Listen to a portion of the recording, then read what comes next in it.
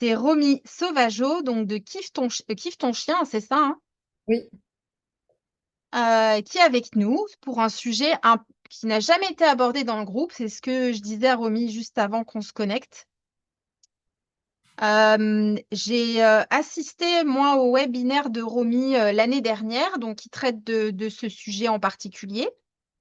Et c'était une approche, si on peut dire ça comme ça, qui m'a interpellée parce que moi, dans mon parcours professionnel de formation, en tout cas, il y a eu beaucoup quand même de récompenses alimentaires. Et du coup, je suis allée creuser un peu ce sujet-là, donc j'avais déjà entendu parler. Et j'ai assisté donc au webinaire de Romy qui m'a beaucoup intéressée. Donc voilà, je lui ai proposé de venir là ce soir et puis d'en parler un petit peu avec vous parce que c'est important d'en entendre parler dans votre relation avec votre chien, etc. Romy, merci d'avoir accepté mon invitation à être là bah, ce soir. merci. Donc si tu veux bien déjà te présenter, ton entreprise, dans quel coin tu te situes aussi, tout ça quoi. Déjà, on veut tout savoir sur toi déjà. Mes mensurations aussi, non, ça va. Ah, ça, c'est à la fin. Les mensurations, c'est à la fin. Ok, si ça se passe bien. Donc, bah, merci de m'avoir invité déjà. Euh, donc, alors, moi, je suis en fait, de base, je suis éthologue de formation. Donc, je me suis toujours intéressée à la relation humain-animal. Au départ, c'était plus animaux d'Afrique. Et en fait, au final, je me suis retrouvée avec les animaux domestiques et en Picardie, donc c'est un peu différent, mais passionnant aussi avec les chiens. Et en fait, en 2009, bah, j'ai fait une formation de comportementaliste chez Opéra, qui n'existe plus aujourd'hui. En gros, c'est l'équivalent, c'était une branche de Vox Animae, enfin, ils s'étaient associés et ensuite D'accord. séparés. Donc c'est un peu pour montrer comment c'était à peu près. Et pendant cette formation, en fait, il n'y avait pas d'éducation canine du tout. En gros, l'éducation canine, c'était le mal. Donc, nous, on était axés Ah, très comportementaliste, d'accord. très en fait, vision de la famille, relation, donc ça me plaisait énormément. Ouais. Mais j'ai rencontré des blocages en me disant, bah, à l'extérieur, je fais comment en fait quand le chien il tire, quand, enfin, Oui, ouais, j'étais une bloquée chose dans des très situations. concrète. Hmm. Voilà, les choses pratiques, je les avais pas. Donc, je me suis tournée vers l'éducation canine et voilà, je connaissais pas beaucoup en fait. C'est pas quelque chose qui m'a passionnée au départ. Donc, pareil, moi, j'avais la vision, bah, en gros, c'était plus coercitif. Et en fait, j'ai découvert des personnes dans le milieu qui m'ont permis de voir les choses différemment en me disant, bah non, ah ouais, en effet, on n'est pas obligé d'étrangler un chien, on n'est pas obligé de le Ouais. suspendre. Et donc, j'ai été vers des personnes, donc j'ai rencontré énormément de personnes où on a travaillé beaucoup avec les friandises. Donc, évidemment, c'est comme on a dit en amont, le métier ne se contente, enfin, on va pas se contenter de juste donner des friandises ou pas, normalement. Oui. On va aborder plus de choses. Mais là, en fait, ça m'a permis de découvrir une autre branche de l'éducation canine. Et pendant de 2010, enfin 2017 à peu près, j'ai travaillé avec les friandises, pour résumer en gros, hein. Et ça m'a D'accord. aidé, ça m'a permis d'aborder des choses concrètes, des choses pratiques à l'extérieur. Et par la suite, j'ai fait une rencontre où j'ai été en stage avec Nadine Chastain. Et en fait, j'ai vraiment apprécié dans le sens où ça a rejoint en fait un peu la vision que j'avais avant de l'animal, enfin du chien et de la relation, où c'était plus axé sur la communication. Enfin, on a beaucoup plus poussé les choses que j'avais pas faites avant, sur l'observation du comportement canin, prendre conscience de l'impact de notre gestuelle. Parce que quand on a la friandise, il y a plein de choses, on se rend pas compte. On se rend pas compte, bah, tu sais, comme tu donnes, le chien, il va récupérer la friandise à un moment, mais notre position, là, va pas forcément compter. Enfin, elle peut compter, mais nous, on va pas faire attention à ça. On va pas faire gaffe au mouvement d'oreille, au regard ou quoi que ce Oui, on soit. va être plus focalisé sur la friandise, sur le fait de Voilà, donner la friandise. c'est ça. Et on fait pas gaffe. Quand tu te passes de la friandise, c'est là que tu te dis, ok, bon, déjà, faut réfléchir, parce que, enfin, faut réfléchir. Heureusement, on réfléchit avec la friandise, hein. Mais je veux dire, ça amène à dire, bah attends, là, j'ai pas ça. Tu parlais tout à l'heure de béquille. Oui, ça peut être une béquille, en effet. Et là, je l'ai pas, donc je prends beaucoup plus conscience des choses, de mon corps, de ouais, mouvement d'un épaule. Là, j'avais pas observé mon chien, mais là, j'ai vu qu'en fait, il a envoyé ça, ça, ça. Enfin, tu vois, en fait, ça m'a permis d'affiner les choses. J'ai appris énormément de choses avec les éducatrices que j'avais suivies avant. Il y en a où ça m'a beaucoup parlé, d'autres moins, mais c'est comme tout, ça, j'ai envie de dire, toutes les formations. Oui, Et en fait, ça m'a permis juste d'aller plus loin, de me poser plus de questions et aussi de me passer de certaines demandes assez classiques dans le milieu de l'éducation canine aussi. oui, Des choses où en fait on se dit ouais mais comment je fais pour obtenir ça de mon chien? Bah, en fait, il y a des fois, on va dire: «Mais en fait, pourquoi tu veux le faire?» Et rien que des fois de dire: «Bah, en fait, je vais Tu arrêter de penses demander ça». alors, juste un truc, j'ai oublié de vous dire juste avant. On va faire comme on a fait les dernières fois. Je vous propose, c'est plus facile après pour prendre le temps de répondre aux questions.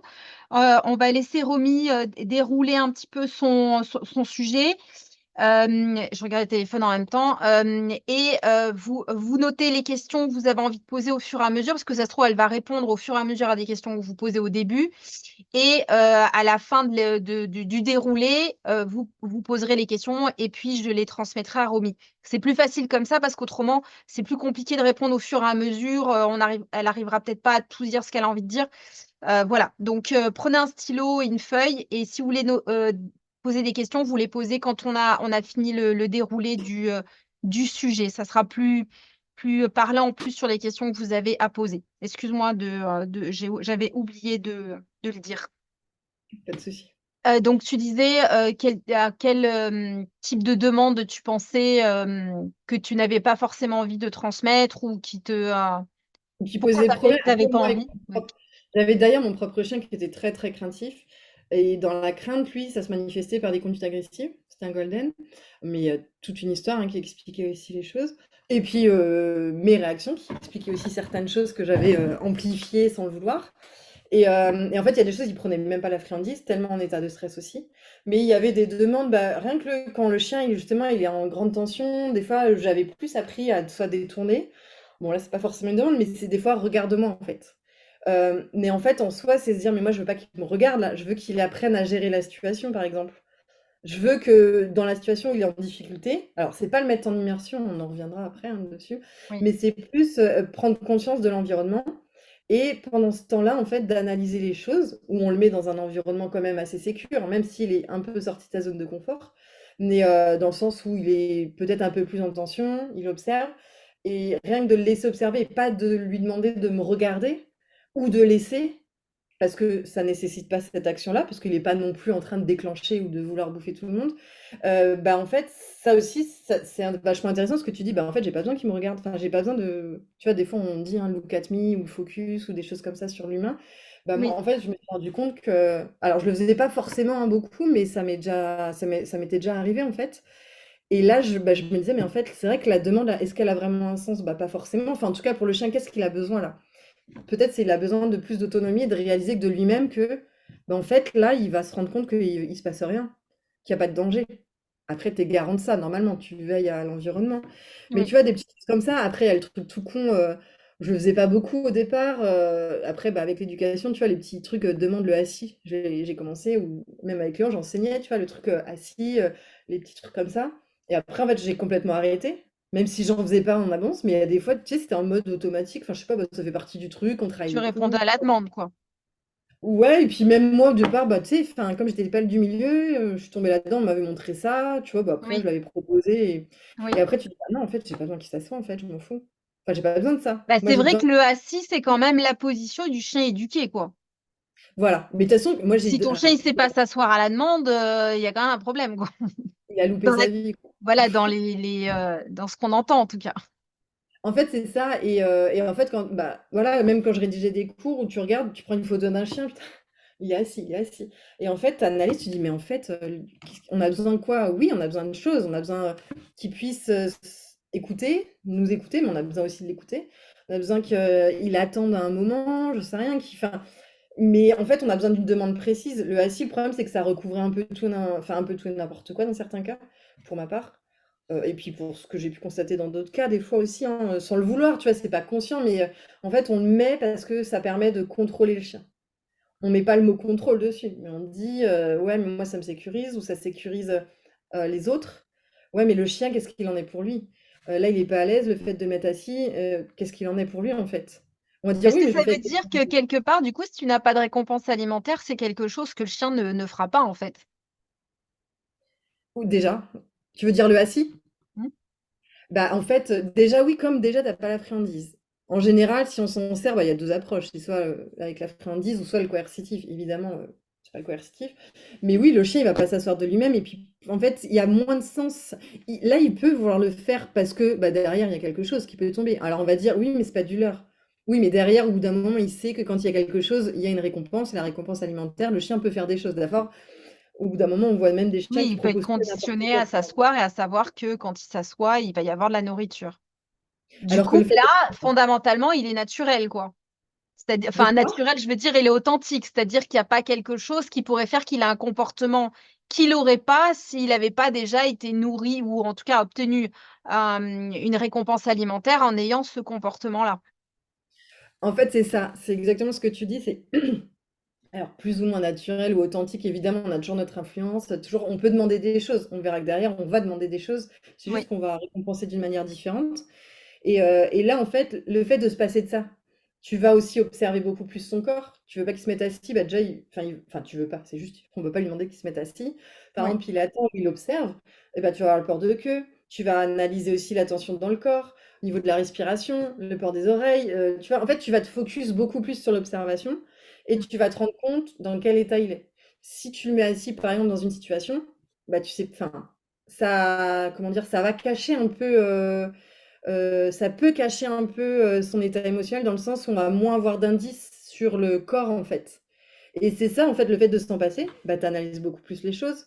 Le fait que tu sois pas en train de demander quelque chose qui n'a pas de sens sur le moment pour lui, ou des fois même pour nous, bah, en fait, tu te poses beaucoup plus de questions et là, tu dis: «Mais en fait, j'ai besoin de quoi là? Oui, j'ai besoin qu'il laisse ou j'ai besoin qu'il observe, j'ai besoin qu'il fasse, tu vois, différentes choses, mais c'est lui aussi qui va être en fait, ce que j'aimais bien dans l'approche aussi là-dessus, c'est qu'on est plus dans l'autonomie. On va laisser un peu plus de soi au chien et de prendre les meilleures décisions pour lui, enfin autant que possible. Évidemment, on va l'aider quand même, on va le guider aussi, hein, au travers des longes ou des choses comme ça, hein, ça c'est, on pourra en parler derrière, mais tu vois, c'est le côté un peu moins contrôlant des fois, que j'ai apprécié en fait. oui, oui, parce que quelque part, Désolée, attends, je charge juste, vas-y, vas-y, sinon j'ai plus de batterie. Je vais plus de son, plus d'image. Ah oui, j'allais dire, ok. C'est juste peut-être un problème de connexion chez une personne. Si ça va pas, vous le dites. Ça serait quand même ballot.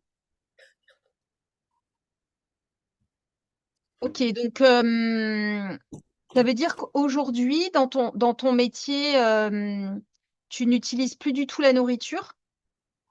Alors, dans le cadre, de tout ce qui est justement pratique, le quotidien avec son chien, non. Juste les fois où j'utilise la nourriture, c'est, enfin plus pour un bonus, c'est en man training.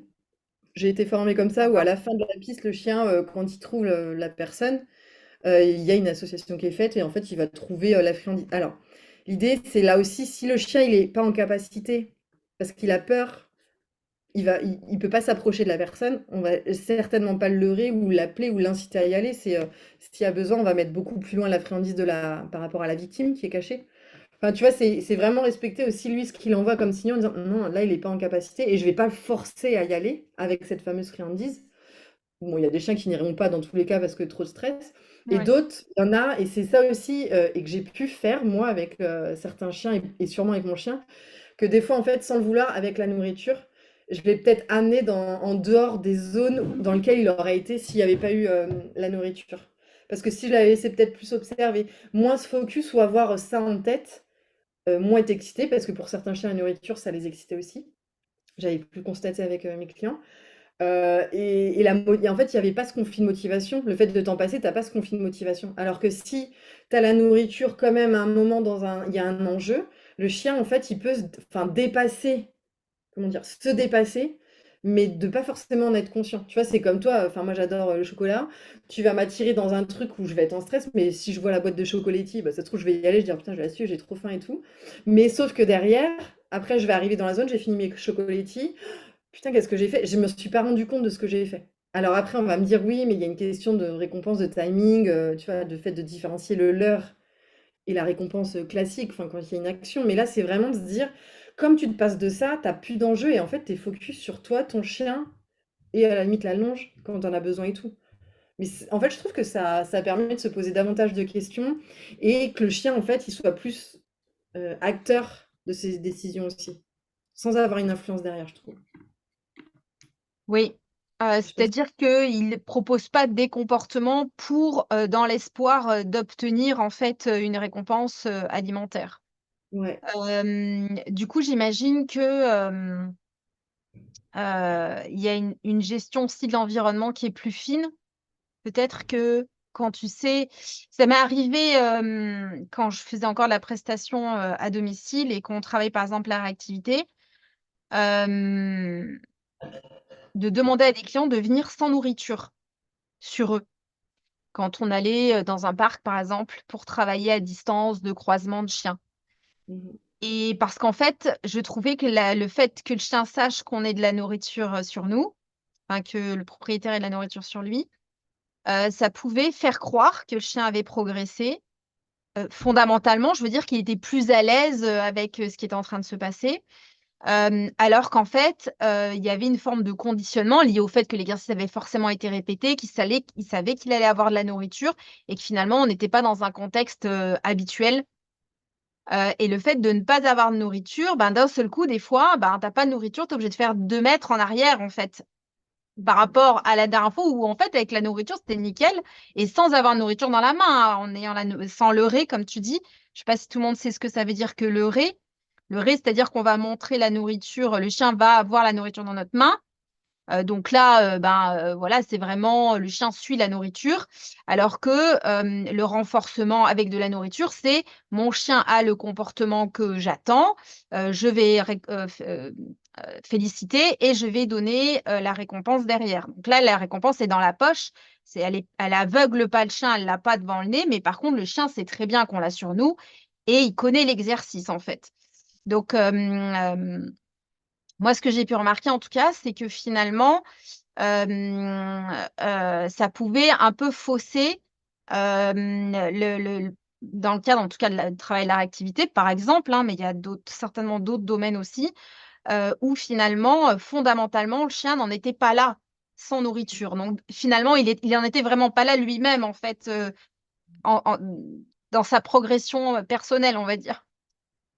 Carrément. En fait, je suis tout à fait d'accord parce que ça, c'est un constat que j'avais pu faire justement. Bah, le fait de temps passer, à un moment, tu vois des choses, ou le chien, de toute façon, qui a pu prendre la nourriture, et à un moment qui prend plus, bon, ça te permet de voir aussi où il en est, ou de dire peut-être c'est trop Oui, dur pour lui. Et oui, le fait, il y a des chiens qui vont prendre, pourtant, ils sont quand même stressés, ils vont quand même prendre, parce oui. que c'est très motivant. Et d'ailleurs, on le disait, hein, fallait prendre la nourriture avec des motivations plus, enfin, c'était pas pour rien, hein. T'avais les doigts qui puaient, la knacky et tout, moi j'en pouvais plus. Tu vois, on augmentait la valeur, mais pourquoi? Parce qu'en fait, il fallait que ça soit encore plus intéressant. Sauf qu'au final, qu'est-ce qu'on veut en fait? C'est que le chien, comme tu as dit, on soit là où il en est lui en fait. Et oui, il sait qu'il y a de la nourriture, parce que comme tu disais, on a répété les choses, donc il sait. Il y a l'odeur dans tous les cas hein, aussi, mais on a répété des actions. Et en fait, là, le fait de s'en passer, on voit si le chien ouais, en fait, non, il peut pas être si près. Alors que la dernière fois, il y avait la nourriture. Oui, il y allait, mais en fait, quand il y a pas, bah pourquoi il s'arrête avant? On le voit aussi, j'ai eu le cas avec des clients qui me disaient, ah bah, justement, on faisait quelques exercices, je sais pas quoi, ils me racontaient, ou des choses comme ça, où j'entends encore avec des pros avec qui on échange. Le chien, en fait, il va prendre la nourriture, par exemple, dans la main d'un inconnu ou quoi que ce soit. Et après, derrière, une fois que ça s'arrête, il monte en pression et il va pincer la personne. Et on va dire, mais qu'est-ce qui s'est passé en fait? Tout à l'heure, il était bien. Non, en fait, il y a eu juste un conflit de motivation. Il a approché la zone rouge, alors pour lui, c'était pas du tout OK. Il a pris parce que pour lui, la nourriture était trop importante. Et en fait, derrière, bah, il était dans la zone rouge, donc en immersion. Et donc, en fait, qu'est-ce qu'il peut faire derrière? Décharger et bim, il pince. Et si tu fais ça de manière répétée, tu peux même créer au final des choses qu'il n'y avait peut-être pas avant. Peut-être Mm. qu'avant, le chien, il pouvait tolérer des rapprochements. Là, en fait, comme on a un peu forcé, ou même beaucoup forcé, ou mis le chien, en fait, là où il pouvait pas être sur le moment, et ben en fait, derrière, il peut y avoir aussi plus de dégâts aussi. Alors que si tu t'en passes, bah, tu constates tout ça. Des fois, tu peux faire des erreurs. Après, il y a des humains, hein, même sans friandises, avec la pression, tu peux faire des chiens aussi enfin, à ton chien, tu vas lui faire des trucs, aller dans des zones où il voudrait pas aller, hein, parce que tu mets la pression, ou parce que tu es beaucoup en demande. Pas forcément que dans le coercitif. Bon, après, il faudrait redéfinir ce qu'est le coercitif, hein, mais tu vois, des Oui. fois, tu vas forcer ton chien, pas forcément en le menaçant et couler l'étrangler, hein, mais tu vas avoir des chiens, je l'ai vu moi en stage, des fois, tu avais des chiens qui faisaient des trucs, mais en fait, comme s'ils étaient éteints, c'était mécanisé aussi. Et il y a aussi un revers là-dessus, en fait, où dans certains cas, je dis pas du tout que c'est la majorité, mais des fois, on peut voir des choses, on dit ouais, c'est un friandise, ouais, mais des fois, tu vois au niveau émotionnel, on n'a pas forcément ce respect, en fait, de l'état émotionnel du chien. Pas forcément, c'est pas du tout voulu, c'est voilà, surtout les gens qui vont travailler avec cette approche-là, enfin, tu vois, ils ont pas une volonté de faire mal au chien.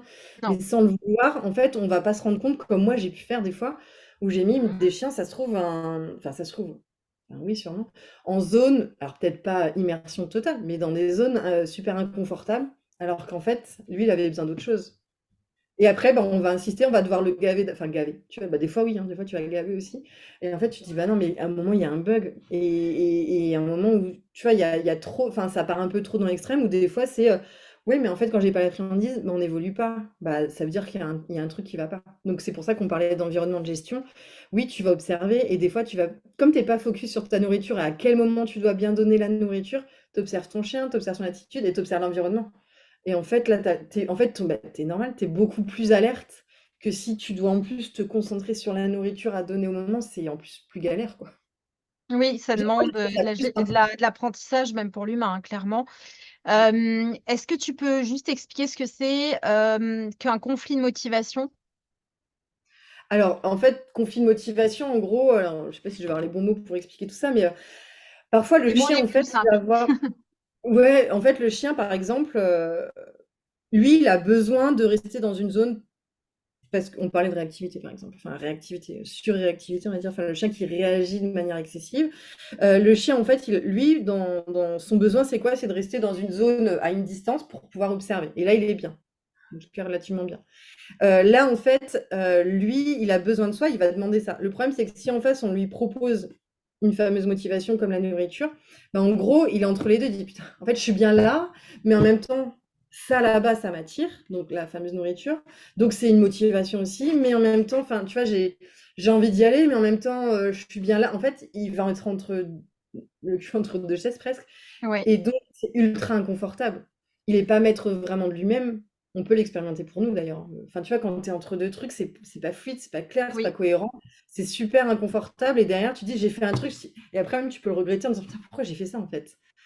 Parce que bah, il y a eu un conflit de motivation. En fait, tu étais entre deux choses et tu ne sais, tu peux pas vraiment te positionner parce que il y a quelque chose derrière qui te pousse à aller vers qui te ce que pousse à tu faire un pourrais faire. comportement que sans ce truc-là, tu l'aurais pas fait. Ouais. Et l'immersion, mettre son chien en immersion, ça, c'est des mots qu'il y a peut-être des gens qui savent pas ce que ça veut dire ou qui ont la mauvaise définition.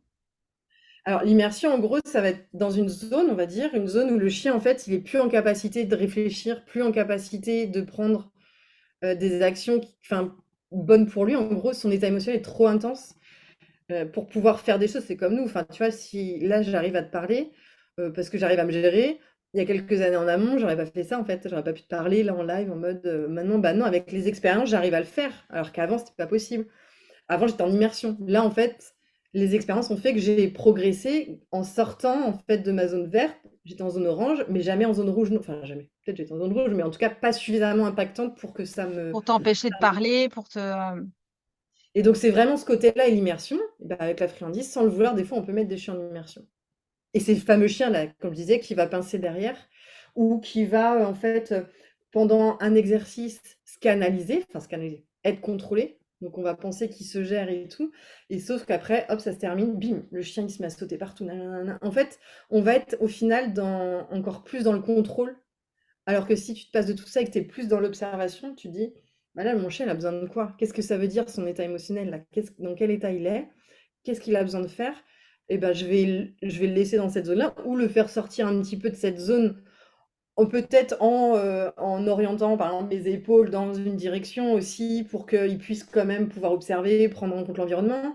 Par exemple, le chien qui veut partir en courant, bah, au lieu de partir en courant et de se dire, enfin rester sur l'expérience, c'était horrible, bah, des fois c'est juste on va canaliser, on va freiner tranquillement avec la longe. Enfin, pour l'aider, en fait, c'est comme si quelqu'un mettait la main sur ton épaule, mais en mode attends, attends, redescends là, tu es monté très haut, mais redescends, analyse et regarde, il n'y a rien qui se passe. Parce que nous-mêmes, on a donc géré l'environnement. dans tes outils, donc il y a la longe, Oui, ça fait plusieurs fois que tu en parles, le harnais. oui. Alors, je prends harnais ou des fois, je peux être au collier, hein. Je sais que ça fait débat, mais les chiens qui tirent pas ou qui n'ont pas de soucis ou qui ont même des soucis, des fois, ils peuvent pas mettre de harnais, ben, on a le collier. En fait, ça va dépendre en soi, hein, mais je suis pas complètement contre le collier si le chien, il y a pas de problème et qu'il tire pas et tout, voilà, tu peux en avoir, hein. OK. Mais le harnais, j'aime bien les harnais, bah, comme voilà, Cynologique, la boutique. Tu vois le petit truc derrière, les épaules dégagées. Et les longes, bah, justement, c'était avec Nadine qui avait pu montrer ça, parce que j'avais testé différentes longes avant, hein. Je travaillais déjà avec des longes en amont, mais pas forcément de la même manière. J'avais beaucoup de longes en bioéthane. En bioéthane. La limite de la bioéthane, c'est que parfois, quand il pleut, bah, quand tu veux freiner, bah, tu vois, ça peut partir et tu vas plus Oui. bloquer. Là, c'est des cordes d'escalade où on met une chambre à air, c'est une chambre à air, un bout de chambre à air découpé, usagé, et tu vas freiner progressivement en fait. Alors, c'est dur de On a on mettre. a on a eu débat sur cette longe-là, sur le groupe, Alors, hein, vraiment. c'est quoi? Moi, je n'aime pas du tout utiliser ce système-là. J'en ai compris le fonctionnement. Et je pense qu'il faut s'entraîner Ouais. avec, hein, clairement. J'ai fait un stage avec Nadine l'année dernière et cette longe-là était obligatoire. Je te prie de me croire que j'étais très contrariée. J'aime bien le biotane, mais moi, pour le moment, j'ai pas, en tout cas avec mes chiens, j'ai pas eu ce problème de trop serrer. Bon, voilà. Mais effectivement, le biotane, quand il pleut, ça glisse, donc tu vas peut-être avoir tendance à plus fermer la main que sur la chambre à air. Mais alors, cette chambre à air à trimballer sur cette planche, moi, je me retrouvais toujours à un moment où j'avais la corde d'escalade au lieu de la chambre à air dans la main. Bon, voilà. Après, je pense que c'est peut-être un manque d'entraînement aussi, mais je te laisse en parler parce que c'est pas parce que moi j'aime pas que c'est forcément pas bien, quoi, justement. Je te rassure, il y en a plein qui n'aiment pas, hein. Ou il y en a plein qui aiment pas au début, et même moi, des fois, je fais oh, putain, pourquoi je suis avec ça? Quand parce que des fois, tu es toute dégueulasse. Mais en fait, l'avantage, c'est que moi, j'ai compris, mais c'est de la pratique, c'est clair. C'est de la pratique, c'est pas en une seule fois, en un seul stage, tu Non. vois. Parce qu'en fait, pareil, il y a la pression que tu mets, mais ça peut être le même principe, mais c'est pas aussi subtil. Avec un gant où tu vas freiner, mais ce sera pas exactement la même chose. Mais le fait de freiner, en fait, tu vois la subtilité. Et là, en fait, tu le vois surtout sur qui? Sur des chiens qui peuvent charger, qui peuvent démarrer très vite. Enfin, voilà, les chiens où c'est très tranquille, tu vas pas travailler ta longe, hein, parce que voilà, c'est très fluide comme le biotane. Moi, ma chienne, des fois, à des moments, je l'ai en biotane. Les zones où j'ai pas de truc à gérer forcément, et même si j'ai à gérer, à force d'avoir repris l'habitude, je peux la freiner quand même. Mais je vois Oui. que je la freine pas bien. Et en plus, si Oui, ça tu glisse, sens que c'est moins subtil, en tout cas, au niveau de la communication, quoi. voilà. Là, c'est comme si tu avais un petit wagon, une petite voiture qui marche sur la longe et en fait qui te trace un chemin. Et le fait de freiner, en gros, le chien, il sent où tu vas, il sent en fait tes déplacements, il sent ce que tu attends aussi en freinant progressivement. Et c'est surtout que tu alertes moins, par exemple, pour un chien qui peut réagir face à un chien, un humain, etc. Le fait de freiner davantage subtilement aussi, ça peut aussi moins alerter que quand ça bloque d'un coup. Après, si justement tu as pas de souci et que voilà ton chien, oui, bah, le biotane, tu vas freiner, ça aura pas forcément d'impact. Mais c'est vraiment dans les différences où quand tu as besoin de freiner vite, bah déjà avec la chambre à air, tu vas pas te brûler. Enfin, et encore quand le chien il Et va fort, tu explique vas le freiner. système de... Elle se marre. Explique la corde d'escalade planto qui pèse 1 tonne, je confirme.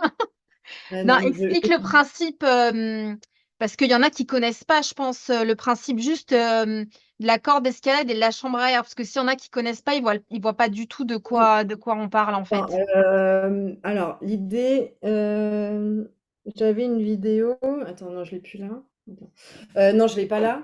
En gros, c'est t'as ta longe. Ok, on va faire une longe comme ça. Là, t'as la longe. J'ai pas de chambre à air manuelle là, mais donc, on va voir.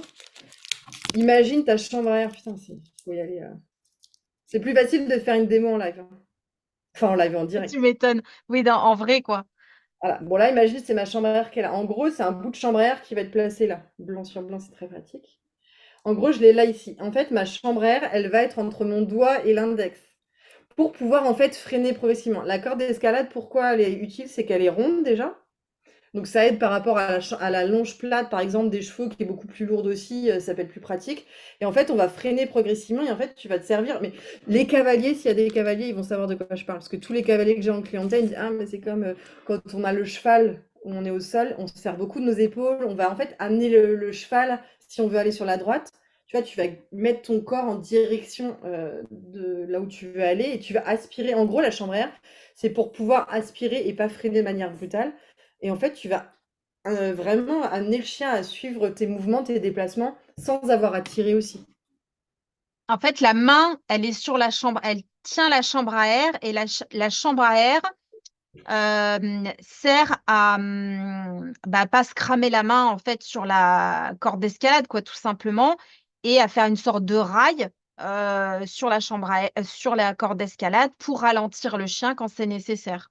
C'est comme si tu avais un gant, en fait, qui te permet de freiner. Donc, et comme tu as le gant, tu pas la peur de te brûler, donc tu pas la peur de brûler, donc tu vas pas t'agripper. Après, une longe avec chambre à air où on s'en sert mal, c'est aussi, ça va être très négatif par rapport aux conséquences, hein. Si au final tu t'agrippes sur la chambre à air ou que tu tires, Ah ouais, bah, ça peut pourrir aussi. Donc ouais. en gros, c'est vraiment l'idée, c'est la longe, c'est un outil de communication où il y a toujours une petite tension entre toi et le chien pour que le chien puisse comprendre enfin, en fait, que tu es derrière. Si la longe elle est comme ça, bah, de toute façon, tu fais le test, hein, va te balader avec quelqu'un qui te tire en longe, bon là, dans des endroits où on ne te voit pas trop, mais tu vas le sentir en fait. Tu vas voir là, il n'y a pas de tension, il n'y a pas de connexion. Là, en fait, où c'est tendu, mais sans être trop tendu, tu as une connexion et là, tu vas partir. En fait, tu vas être aspiré en gros, enfin, le chien il va être aspiré plus naturellement. Là, l'idée, c'est pas juste d'avoir la longe, c'est aussi d'observer son chien. On est à l'écoute de son chien comme il est à notre écoute, hein, c'est pas que dans un sens.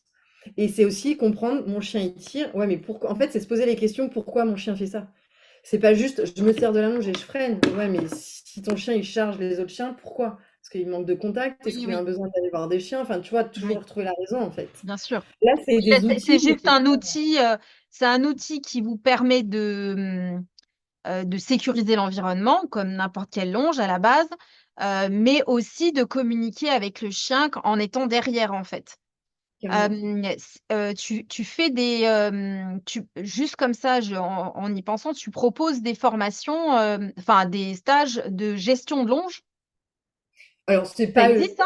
enfin, il y a de la gestion de longe, mais c'est pas que ça, hein. Mais oui, en Oui, fait, c'est par exemple le stage apprendre à lire le chien, où on est 2 jours, où en fait, on va pouvoir bah, communiquer. Alors, les chiens qui ont besoin d'être attachés en longe, on les mettra en longe. Ceux qui seront libres, bah, ok, on va s'en passer.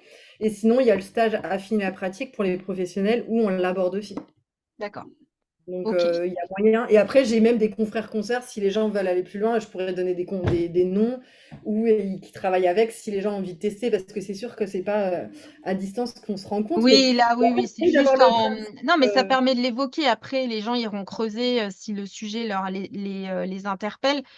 Du coup, t'as ta longe, t'as ton harnais, t'as ton chien, t'as tes épaules et ton déplacement corporel. Et du coup, tu récompenses jamais ton chien alors. Si, ça peut m'arriver. En fait, c'est déjà la longe, ce qui est bien aussi, c'est que c'est des longes minimum de 5 mètres à 15 mètres. L'idée, c'est de jamais arriver en bout de longe. Donc, il y a toujours un mètre, en gros, on va pas.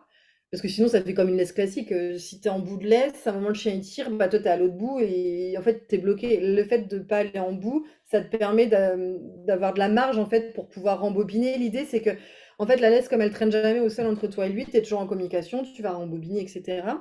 Ok. Euh, Ça, je me suis perdue dans ta question. Mais je te demandais si tu récompenses. Alors, est-ce que tu félicites ton chien? Est-ce que tu récompenses ton chien d'une autre façon que sur un mode alimentaire, du coup? Oui, donc à des moments, si tu as besoin, j'en sais rien, qu'il fasse demi-tour, qu'il s'éloigne, qu'il aille sur le côté, on va lui demander, mais on va le faire par exemple avec notre corps dans un premier temps aussi pour être cohérent. On va s'éloigner, on va lui demander, une fois qu'il l'a fait, on va lui féliciter, mais avec la voix, c'est bien. Et puis parfois la caresse, si le chien demande, parce que des fois les gens ils disent, ah, je veux le caresser. Non, mais ton chien, il n'a pas envie en fait. Là, il est en balade. Et le c'est bien suffit. En fait, l'idée, c'est pas d'être en mode le chien, il doit être content parce que tu le félicites, parce que c'est toi et que tu es tout pour lui, rien à voir. C'est tu as une bonne relation, tu as une bonne communication, mais c'est surtout que tu as une bonne lecture. Et qu'en fait, t'es pas non plus sans cesse en train de demander des choses à ton chien. Et quand tu demandes, ça a un sens. Et tu as compris son langage corporel, l'état émotionnel dans lequel il était, donc tu sais ce que tu peux lui demander ou pas. Il y a des fois, tu vas dire, c'est même pas la peine de demander, parce que là, enfin, il est pas connecté. Donc en fait, ça va à l'échec et puis il n'y a pas d'intérêt. Ou là, je vais trop lui demander de choses, je vais le saouler davantage. Le fait d'avoir la longe aussi permet de beaucoup moins parler. Et comme tu parles moins, tu vas moins solliciter. Et quand tu fais des demandes qui sont comme, par exemple, tu attends parce que tu arrives à un croisement, tu vas sur le côté parce que tu as besoin de prendre de l'espace, ou ton chien a du mal à le faire, bah, tu vas l'aider. Ça peut être demi-tour. Enfin, tu vois, des choses qui, en fait, comme tu parlerais à un humain, là, tu as besoin de quoi? Ouais, bah, je vais t'aider et je vais te montrer. Et l'intérêt, c'est qu'il y a une cohérence entre quand il est en libre et quand il est en longe. Enfin, tu vois, c'est pas t'es en laisse courte et après, quand t'es en libre, mais c'est totalement différent. Là, c'est en fait, on se comporte de la même manière comme s'il était en libre, en fait. Ouais. Et Et donc tu du vas coup, demander son récompenser, mais par la voix. ouais. Est-ce que du coup, ça veut dire que tu renforces pas de comportement? Si, c'est pour ça que bah si, par exemple, quand Qu'est-ce tu manges qui quelque chose quand tu félicite ton chien, tu penses que ça renforce son comportement? alors quand tu vas en fait, ça va dépendre de ce que tu cherches. Après, bah, tu renforces Est-ce ce que ça le comportement quand motive à reproduire? D'accord? voilà. Renforcer, est-ce que ça va motiver à reproduire le comportement que tu viens de lui demander, en fait? En fait, ça va dans le sens où déjà, est-ce que ça a un sens pour lui? Est-ce qu'il a compris pourquoi on lui demandait? Est-ce que ça a un sens dans son monde aussi? En fait, s'il y a un bénéfice derrière, le chien va le reproduire aussi plus facilement. Oui, Comme je te disais, si s'il y a pas de sens pour lui, bah, le chien, il va le faire parce que, par exemple, il y a une récompense forte derrière, mais en soi, il y a pas besoin le fait de par exemple, ton chien, tu sais que ça va être enfin, tu sais, tu supposes que ça peut être mieux pour lui d'aller sur le côté, parce que là, il y a une zone où il va être moins bien ou juste on veut lui apprendre aussi à pas aller, à droite à gauche, par exemple, parce que, il a tendance à aller, voir tout le monde. Bah, en fait, déjà avec notre corps, on est cohérent et on montre l'exemple, en fait. Et donc quand on va renforcer ou lui demander quelque chose et on renforce, en fait, il y a une cohérence globale, donc en fait, ça se fait naturellement. Et c'est pour ça que j'ai même des gens qui viennent, ils ont beaucoup récompensé, avec l'alimentaire et tout. Ils disent: «Mais comment on va faire pour s'en passer?» Mais en fait, il y a pas de problème. Et après, on va voir des chiens, par exemple, tu vas dire: «C'est bien», il y en a, ils vont se retourner. De toute façon, on le voit, hein, c'est où on dit même: «C'est bien», ils sont là. Ils reviennent vers toi, tu fais: «Vous travaillez un peu avec la friandise?» «Ah oui, oui», bah, de toute façon, tu le vois, hein, ils sont là. Ou des fois, tu mets la main dans les poches, tu as le chien direct. Tu fais: «Bon, lui aussi, il a l'habitude». Mais en gros, c'est en fait, encore une fois, s'il y a une bonne écoute mutuelle, une bonne relation, une bonne communication, en fait, c'est fluide. Moi, ce que ça m'a permis cette approche aussi, c'est, comme tu es tellement dans, comme tu disais, l'observation fine, il y a plein de choses qui te semblent naturelles, en fait. C'est naturel, en fait. C'est pas un effort, enfin si, au début, c'est un effort. Prendre conscience de son corps, parce que des fois, tu vas demander un truc, mais si t'es pas cohérent, eh ben, le message est pas clair, donc le chien va pas faire l'action. Et là, tu vas vouloir le féliciter, mais en fait, c'est juste que t'as pas été clair. Tu lui demandes de venir, par exemple, j'en sais rien, tu lui demandes de venir te voir, et toi, tu vas avancer vers lui. Donc le chien, il va pas venir, par exemple. Et toi, tu vas dire: «Allez, viens», et en fait, tu vas insister, tu vas insister. À peine il va venir, tu vas féliciter, mais en même temps, c'est pas le bon timing. Enfin, en fait, tu vois, tu pas clair. Alors que si tu veux qu'il vienne, bah, déjà, analyse l'environnement. Est-ce que c'est jouable? Est-ce que ça a un sens? Est-ce que tu veux vraiment qu'il vienne ou tu veux juste qu'il fasse demi-tour ou qu'il aille sur le côté? Qu'est-ce que tu as besoin là? Et en fait, tu vas lui montrer l'action en le faisant. Et comme tu es cohérent au quotidien aussi, en fait, tout se fait naturellement. C'est pour ça que, par exemple, on va pas se Du contenter coup, de la balade. ce que tu es en train de dire là, ça voudrait dire quelque part que finalement, le fait de ne plus utiliser de friandises, c'est surtout pour obliger l'humain à réfléchir à ce qu'il est en train de faire et aux demandes qu'il fait à son chien. Parce que, imaginons un humain qui soit déjà conscient de tout ça, si derrière, en finalité, quand il fait demi-tour et que son chien fait demi-tour avec lui parce qu'il a bon langage corporel, l'humain derrière, après les félicitations, lui donnait une friandise, est-ce que, ça serait tu penses qu'il y aurait un, ça irait pourquoi est-ce que tu ferais pas ça, en fait? Je vais dire ça comme ça. En fait, c'est que, bah, en soi, là, il est pareil, il y a des gens qui vont pied la friandise et en fait, ils savent très bien s'en servir. Enfin, ils sont cohérents dans la façon de faire et il y a pas d'impact. Là, pourquoi, en fait, c'est parce que déjà, comme je t'ai dit, moi, le fait de m'en passer, ça m'a permis de voir déjà qu'en fait, c'était pas nécessaire. Le fait de m'en passer Ouais. aussi, ça m'a en fait, déjà, j'avais pas à préparer parce que j'oubliais une fois sur 2, donc c'était plus pratique et en fait, je trouvais ça plus facile parce que d'un côté, ce qui me gênait, c'est que je me dis: «En fait, quand je lui demande un truc, je lui donne, la nourriture et quand il fait pas, ça voudrait dire, en fait, que c'est pas bien ce qu'il fait». Alors qu'en fait, c'est pas bien, c'est juste qu'il est peut-être pas en état émotionnel de le Oui, faire. Enfin, tu vois, c'est pas notion de bien mal, en fait, parce qu'on entend: «Ouais, il se comporte bien, il se com» bah, en fait, non, il se comporte. Quand il réagit, c'est pas il a pas fait un mauvais comportement. Tu vois, c'est en fait, ce qui aussi m'énervait des fois, c'était, le côté bien, mal, bon, mauvais. On ignore les mauvais comportements. On renforce les bons comportements. Mais en fait, c'est pas un oui. bon comportement ou un mauvais, c'est pas une mauvaise C'est émotion, un c'est pas une bonne. comportement qui nous arrange, plutôt. Ah voilà. Mais pour le chien, s'il le fait, et ben, questionnons-nous. Pourquoi? Et en fait, il le fait encore. Bah, peut-être que l'environnement ne correspond pas, peut-être que notre communication n'est pas bonne, peut-être qu'on n'a pas assez observé notre chien, peut-être que ça n'a pas de sens ce qu'on demande en fait. Et peut-être qu'on pourrait s'en passer, et le fait de s'en passer, bah, c'est beaucoup plus fluide derrière, parce qu'on sollicite moins son chien. Donc si on le sollicite moins, quand on fait des demandes, bah, c'est 10 fois plus simple. C'est comme Oui, si tu es en couple avec quelqu'un qui est toujours à te demander des choses. C'est bon, hein, même s'il te fait des cadeaux derrière, le fait de s'en passer, et en fait, comme c'est tellement il y a le sens parce que tu as cette observation, je trouve ça plus fluide. Donc, En fait, c'est pour ça qu'ils disent: «Oui, mais je vois pas pourquoi en passer» et ben, j'ai envie de dire, c'est des fois aux gens de dire: «Bah, juste tester, vous voyez ce que ça vous apporte, si ça vous apporte des choses» et il y en a où j'ai des clients qui avaient du mal à s'en passer, c'est par peur. Si j'ai pas ça, il va pas faire ça et bah, rien que de passer l'étape à dire: «Bah, fais confiance à ton chien, fais-toi confiance, observe» et en fait, les gens, ils se rendent compte que: «Putain, en fait, le chien, il revient, c'est pas juste, c'est juste que, bah, en fait, c'est fluide. C'est juste que là, tu l'as bien compris, tu as bien mis les choses en place, ou le chien, il est au niveau émotionnel, il se gère». Enfin, tu vois, en fait, c'est juste que ça permet d'aller plus loin, je trouve. Enfin, moi, c'est ce que ça m'a permis. Après, chacun est différent, hein. Euh, c'est très intéressant. Moi, j'ai plein de questions à te poser, mais je pense que ça soulève pas mal de questionnements. Je vais quand même te poser des questions de certaines personnes parce que c'est super important que tu y répondes. Euh,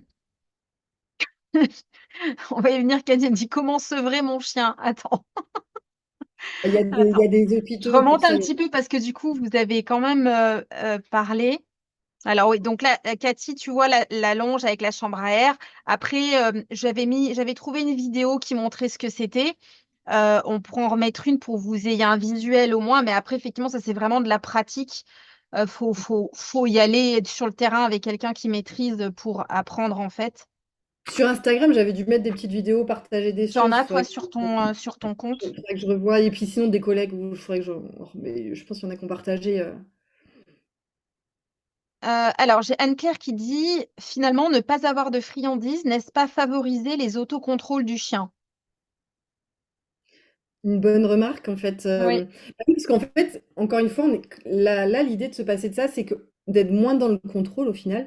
oui. On est dans le conditionnement, on conditionne des choses, on en a besoin, c'est le quotidien, on fait des demandes, on fait du Oui, il n'y a pas conditionnement. besoin de friandises pour qu'il y ait des conditionnements. Oui, Mais en fait, le surconditionnement parfois occasionné par ces friandises, en fait, fait que le chien, il est moins autonome. Donc, s'il est moins autonome, dans certains cas, il a plus de mal à se gérer. Et là, l'intérêt, quand on parle d'autocontrôle, c'est le chien qui se contrôle lui-même. C'est pas l'humain qui contrôle ou qui demande une action pour qu'il se contrôle. Et c'est vachement intéressant aussi de voir ces côtés-là, quoi. Donc, ouais, je suis d'accord avec ça.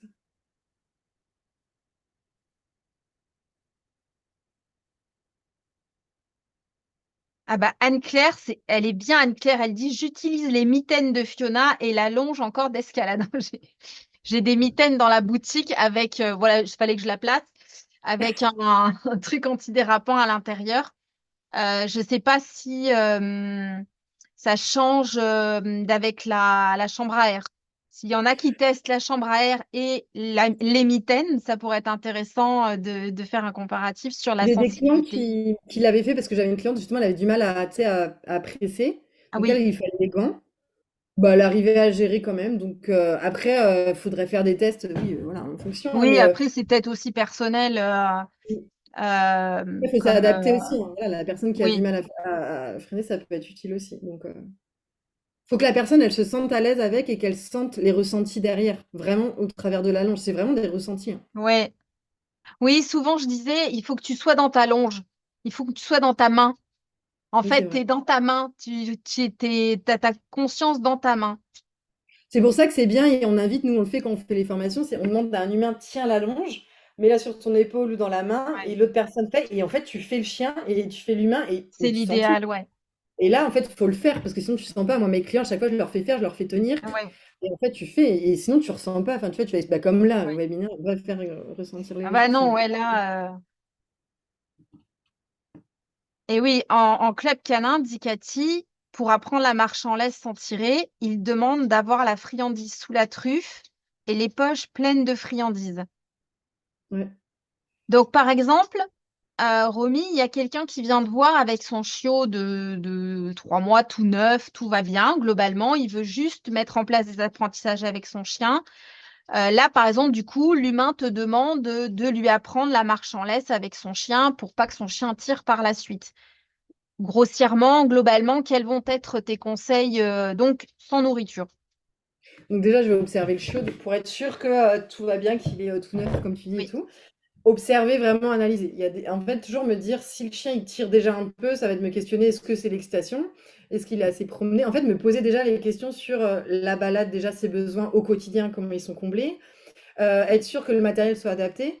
Les matériels de 1,50 m, 2 m, le problème, c'est que ça peut être trop court. Donc, moi, je passerais déjà dans une longe de 5 mètres, qu'on utilise 4 mètres, et qu'on va raccourcir à des moments si besoin. Il faut être sûr que le lieu de balade soit adapté aussi, parce que des fois, on va justement demander à son chiot de s'adapter à des situations qui ne le conviennent pas. Des trottoirs tout petits tout le temps, bah, c'est pas des lieux de balade super confortables, surtout s'il y a les voitures qui passent très près. Il y en a qui sont pas à l'aise, qui vont tirer. Il y en a qui vont tirer parce qu'ils sont trop frustrés, donc être sûr qu'aussi que l'humain, il gère bien ça, enfin, qu'il réponde bien aux besoins du chien. Donc c'est pour ça qu'après, en fait, on fait un bilan de 2 h 30. Donc des fois, on nous appelle, ouais, mon chien, il tire en laisse. Bah, on va pas du tout se contenter de parler de la laisse. On va, oui, je vais lui placer la longe de 5 mètres, mais je vais poser plein de questions sur le quotidien, comment vous communiquez. Est-ce que vous lui parlez beaucoup? Qu'est-ce que vous proposez comme activité? Est-ce que c'est un chien qui monte vite en excitation ou pas? Il sait redescendre? Est-ce qu'il se pose? Est-ce qu'il sent les odeurs? Est-ce que vous marchez vite? Parce que plus on marche doucement, plus le chien aussi va marcher, enfin, peut marcher doucement ou en tout cas prendre les odeurs. Tu vois, faire gaffe à son positionnement aussi. Si on fait que des lignes droites, le chien, il aura tendance à aller tout droit. On va dire: «Ouais, mais moi, il tire beaucoup». Ouais, mais peut-être qu'en fait, déjà, on est dans un environnement où on pourrait peut-être faire un peu plus de large, peut-être plus diversifié, plus d'odeurs. Enfin, tu vois, en gros, les gens, ils disent: «Oui, mais moi, j'ai besoin que ce conseil» et en général, on fait jamais que ça. On va Bien sûr. vraiment élargir et c'est pour ça que, je vais vraiment poser plein de questions parce que des fois qui vont pas du tout être en lien, enfin si, ils vont être totalement en lien, mais Oui. les gens vont se dire: «Mais moi, c'est la balade là». Ouais, mais tout ce que vous mettez en place au quotidien, en fait, a un impact là-dessus et c'est pour ça que la communication, de prendre conscience du verbal, non verbal, d'observer son chien, tu vas analyser plein de choses et là, tu vas te rendre compte que: «Ouais, mais il tire, en fait, j'ai capté pourquoi». Heu, déjà, s'il y a la friandise, des fois, en fait, on va créer des comportements d'excitation, enfin une excitation chez le chien à cause de cette friandise.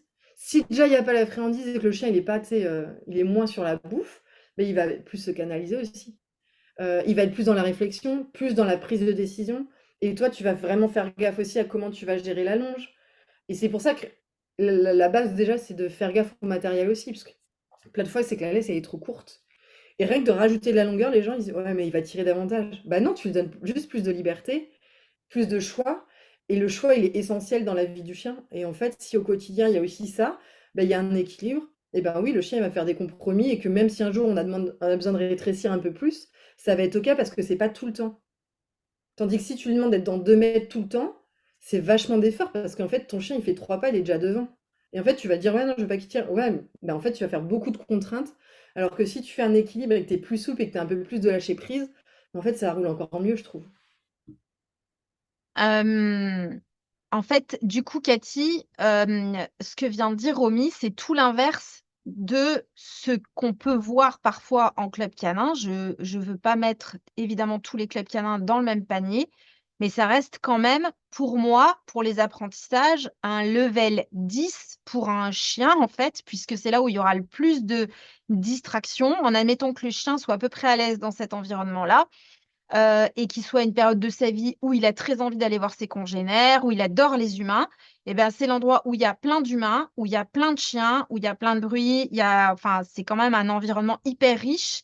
Et la marche en laisse, si on parle d'une marche en laisse de 2 mètres, donc vraiment sur de la laisse, on est sur un exercice qui demande beaucoup de concentration de la part du chien, beaucoup d'autocontrôle, puisque du coup, il ne pourra pas là où il est, là où il est, il veut aller, à la vitesse où il a besoin d'aller.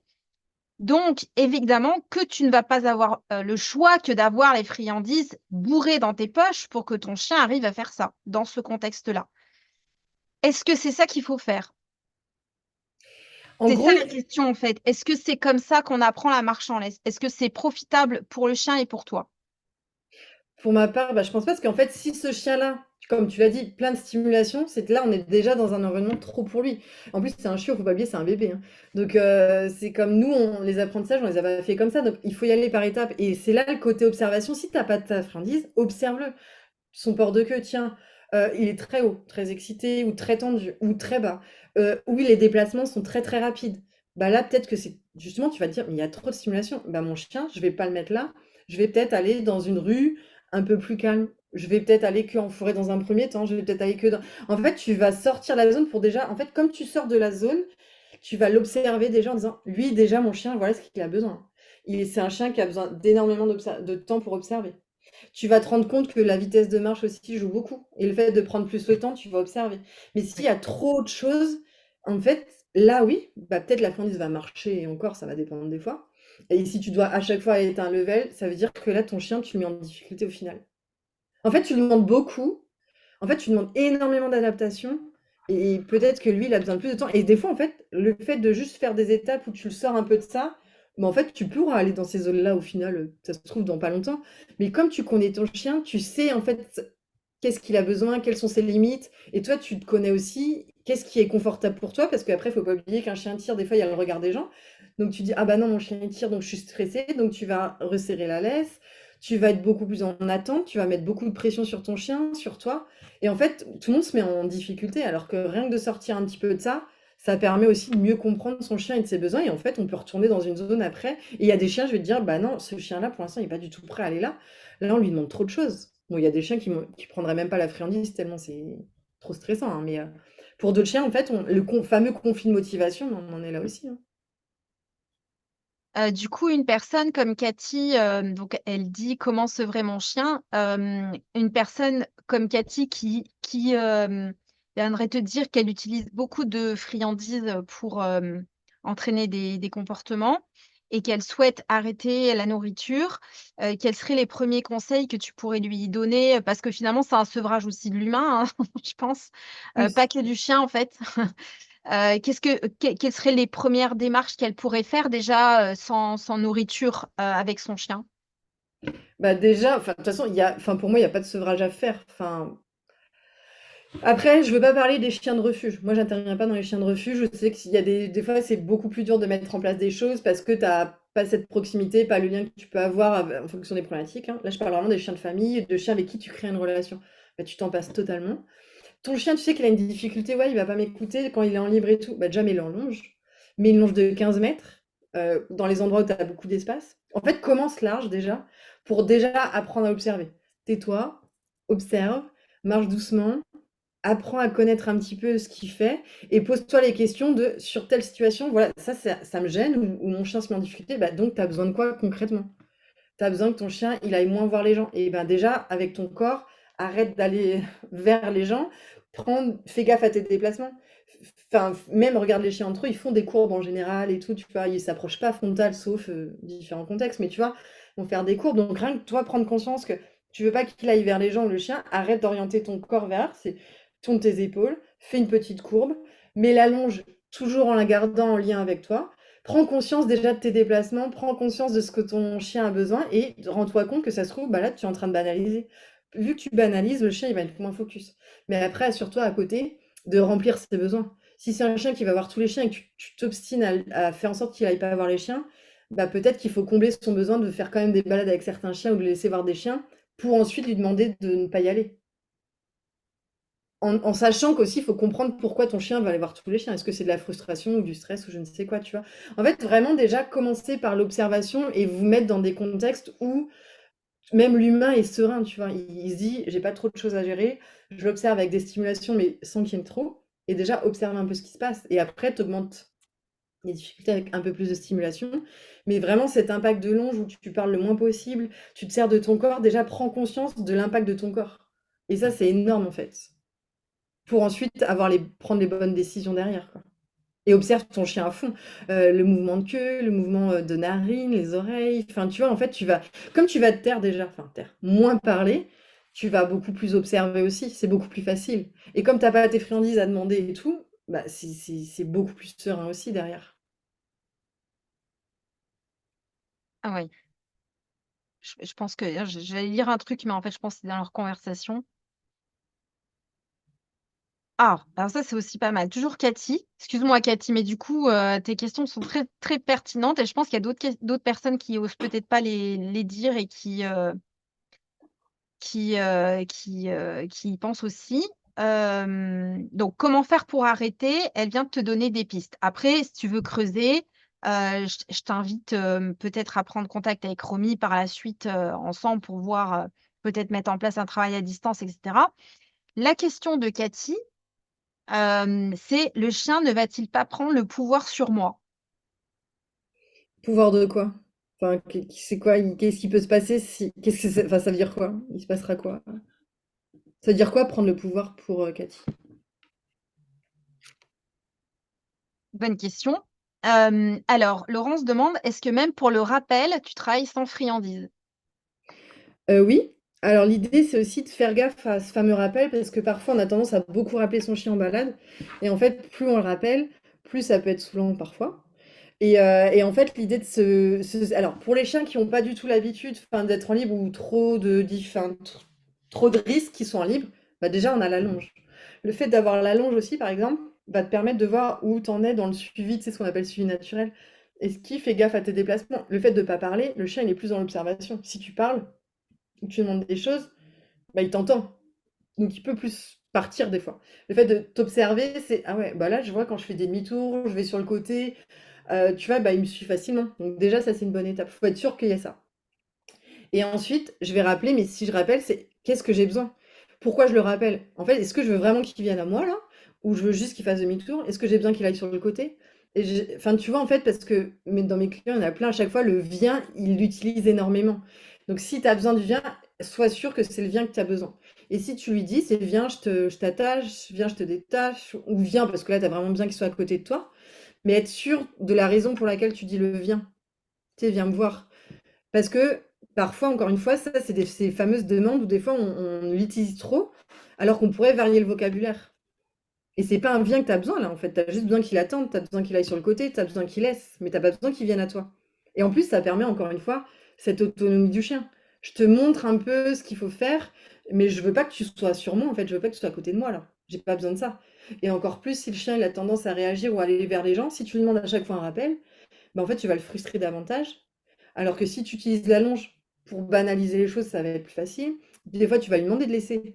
Mais en plus, tu vas récompenser aussi le fait qu'il laisse. Donc, tu vois, tu valorises ça. C'est pas je t'empêche, mais je te demande rien. C'est au moins tu valorises l'action qu'il a fait. Enfin, tu vois, c'est vraiment déjà de comprendre pourquoi tu veux qu'il vienne à toi. Et quand tu analyses dans les balades, il y a plein de fois, tu n'as pas besoin qu'il vienne à toi, en fait. C'est très rare au final d'appeler vraiment, hein. Enfin, quand tu fais tes balades dans le bon lieu, etc., si tu te rends compte que tu as besoin de l'appeler 10 fois, il y a un souci. Analyse et est-ce que ta demande, c'est ça qui te compte, enfin ce qui va, ou est-ce que peut-être tu lui parles un peu trop et mets 1 euro à chaque fois que tu dis viens dans ta tirelire et tu iras aux Bahamas, tu vois. Tu vas vraiment prendre conscience, ça c'est vraiment prendre conscience de qu'est-ce que j'ai besoin. Là, il me faut quoi en fait? Et qu'est-ce que j'ai besoin pour mon chien? Il y a Yannick qui dit, je me demande si Romine ne parle pas tout simplement d'une mauvaise utilisation de la friandise. Je comprends et suis super OK avec tout ce qu'elle dit, mais je pense qu'on peut observer, respecter les émotions, être conscient de son corps tout en utilisant des friandises. Cela dit, c'est clair qu'il faut apprendre ça aux gens avant de leur apprendre à donner de la bouffe. Bah, souvent, c'est plutôt l'inverse, en fait, justement. C'est que on va assez facilement aller sur la nourriture. D'ailleurs, par exemple, ben, comme tu dis, Cathy, tu es en club et tu as de la nourriture plein tes poches. Donc forcément, et tu pars directement avec du leurre où le chien va aussi apprendre directement qu'avec de la bouffe, quoi, finalement. Donc, je partage l'avis de Yannick sur ouais, il y a plein de choses que tu dis. En fait, suite à ton webinaire, pendant plusieurs mois, je n'ai plus du tout récompensé Tao du rappel. Mais j'avais plus de nourriture dans mes poches, hein, plus du tout. J'ai dit, on va voir si la fréquence de rappel diminue. Pas de rappel, mais de réponse à mon rappel plutôt. Sachant que le contexte est comme tu le dis. C'est-à-dire qu'il y a très très peu de rappels. Il y a des rappels qui sont à un moment parce qu'il y a besoin qu'ils reviennent. Donc, des fois, il n'y a pas du tout de rappel dans plusieurs balades d'affilée, en fait, finalement. Sans nourriture, la réponse au rappel n'a pas diminué. Sans nourriture. Par contre, félicitations, toute Oui, gaga tu machin, te des félicites fois, quand parce même. qu'on Oui, est oui. content que le chien revienne alors qu'il est en train de faire un truc, peut-être qu'il aimait bien, quoi. Euh, Cela dit, j'ai recommencé à prendre des friandises parce que ça me fait chier de pas lui donner de friandises, en fait. Parce qu'il y a des rappels qu'il fait, sur un départ sur du chevreuil, par exemple, ou sur, le fait de pas bouffer une merde de sanglier, par exemple. Et ben, ça me fait chier, tu vois, de pas, excusez-moi, je dis des gros mots, mais c'est comme ça, de pas marquer en fait j'ai L'effort. envie, c'est une façon de dire merci en fait pour moi. C'est pas forcément dans l'optique que derrière ils reproduisent le comportement parce que ça reste aléatoire quand même comme réponse face à de la chasse par exemple. Mais ça m'embête vraiment de pas donner quelque chose finalement qui est à la mesure de l'effort qu'il vient de produire.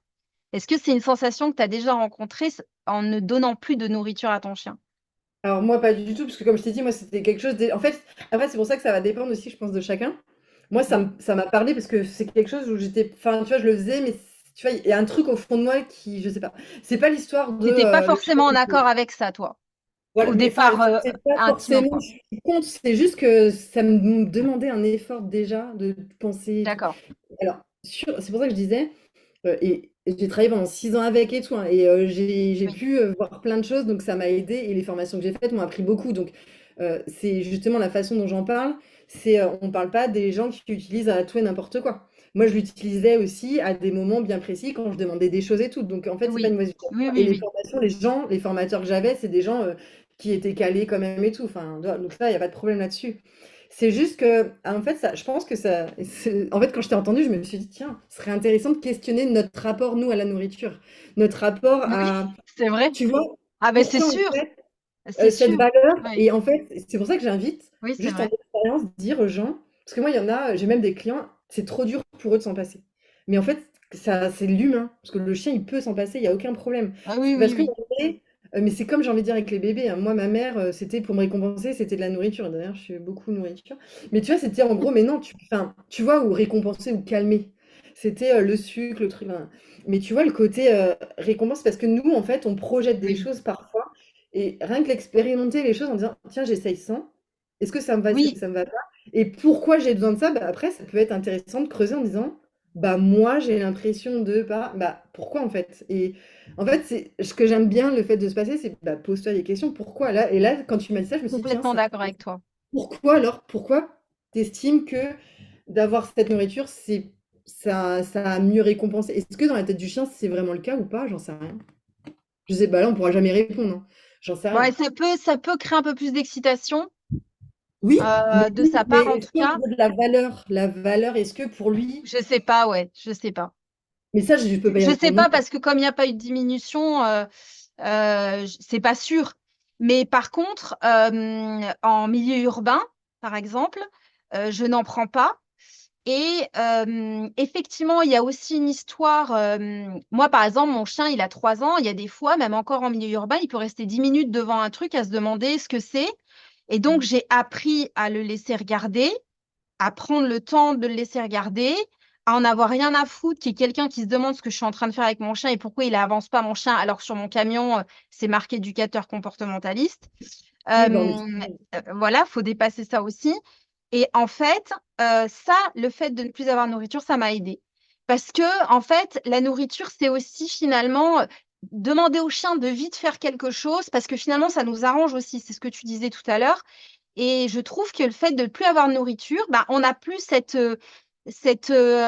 fait, on est obligé de laisser le chien avoir son comportement parce qu'on n'a rien pour l'appâter et lui demander de faire autre chose, en fait. Et je trouve qu'il y a vraiment quelque chose à prendre de ça, en fait. C'est tellement fondamental, en fait, même dans le lien avec le chien qui n'est pas lié à la bouffe. Moi, je regrette d'avoir donné autant de nourriture à Blue, donc qui est toujours là, mais où il y a quand même un rapport de nourriture ensemble. J'en ai vraiment très peu donné à Tao en comparaison, mais en plus, il n'est pas gourmand, donc c'est vraiment, ça va pas du tout prêter aux mêmes conséquences. Mais ça fausse quelque part, je trouve. Moi, comme tu disais tout à l'heure, il est certain que j'ai obligé à faire des choses grâce à la bouffe. C'est 100% sûr, même, je le sais. Voilà, bon, c'est fait. Mais en tout cas, oui, maintenant, il y aura cette conscience de ne dépasse pas finalement ce que lui, il a envie de faire parce que t'as de la nourriture dans la bouche, dans la poche et que tu pourrais l'obliger à faire au-delà parce que tu vas pouvoir la pâter et l'obliger à faire autre chose, en fait. Et en donc, fait, je trouve que c'est très précieux, en fait, de le faire, en fait. c'est ouais, c'est top ce que tu dis, parce que c'est ça. En fait, c'est comme Et je disais, c'est pas ouais. c'est pas un changement radical de tout. La preuve, Non, parce qu'il y a plein de trucs, c'est on affine et on va plus loin et on se pose plus de questions. Bon, des fois un peu oui, trop, mais en fait, tu vois, on va plus loin et en fait, et ce qui aussi m'agaçait avant, c'était cette notion on récompense le travail. On, tu sais, l'histoire du salaire et tout, mais en fait, oui, Mais c'est pas un travail ce qu'on demande, c'est juste on vit ensemble en société et je te demande des efforts comme moi je vais en faire. Tu vois, en fait, on n'est plus dans cette notion de travail. Ce que je te demande, c'est pas du travail. Je te demande juste, et c'est pour toi aussi, pour t'aider, et c'est pour nous aider, pour être tous ensemble. En fait, c'est pas un travail que je te demande, en fait. Tu vois? Et là aussi, de sortir cette notion de travail, bah déjà, on voit les choses différemment.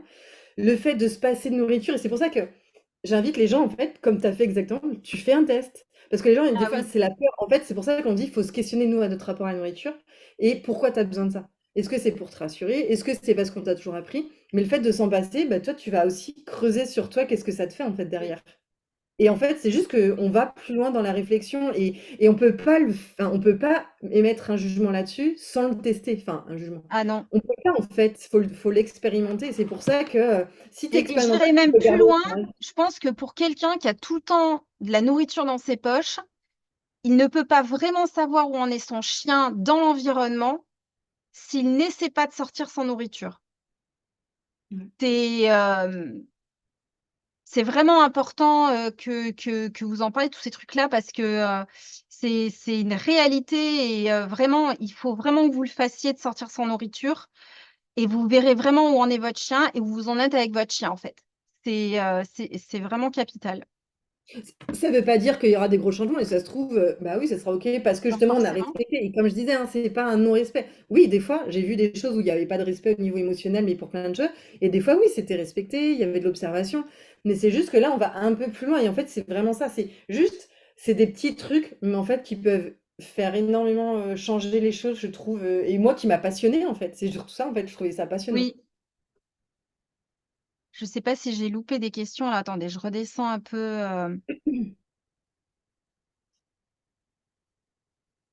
Et c'est pour ça que je suis contente, moi, d'avoir travaillé avec avant, tu vois? C'est comme ça, je peux voir la différence.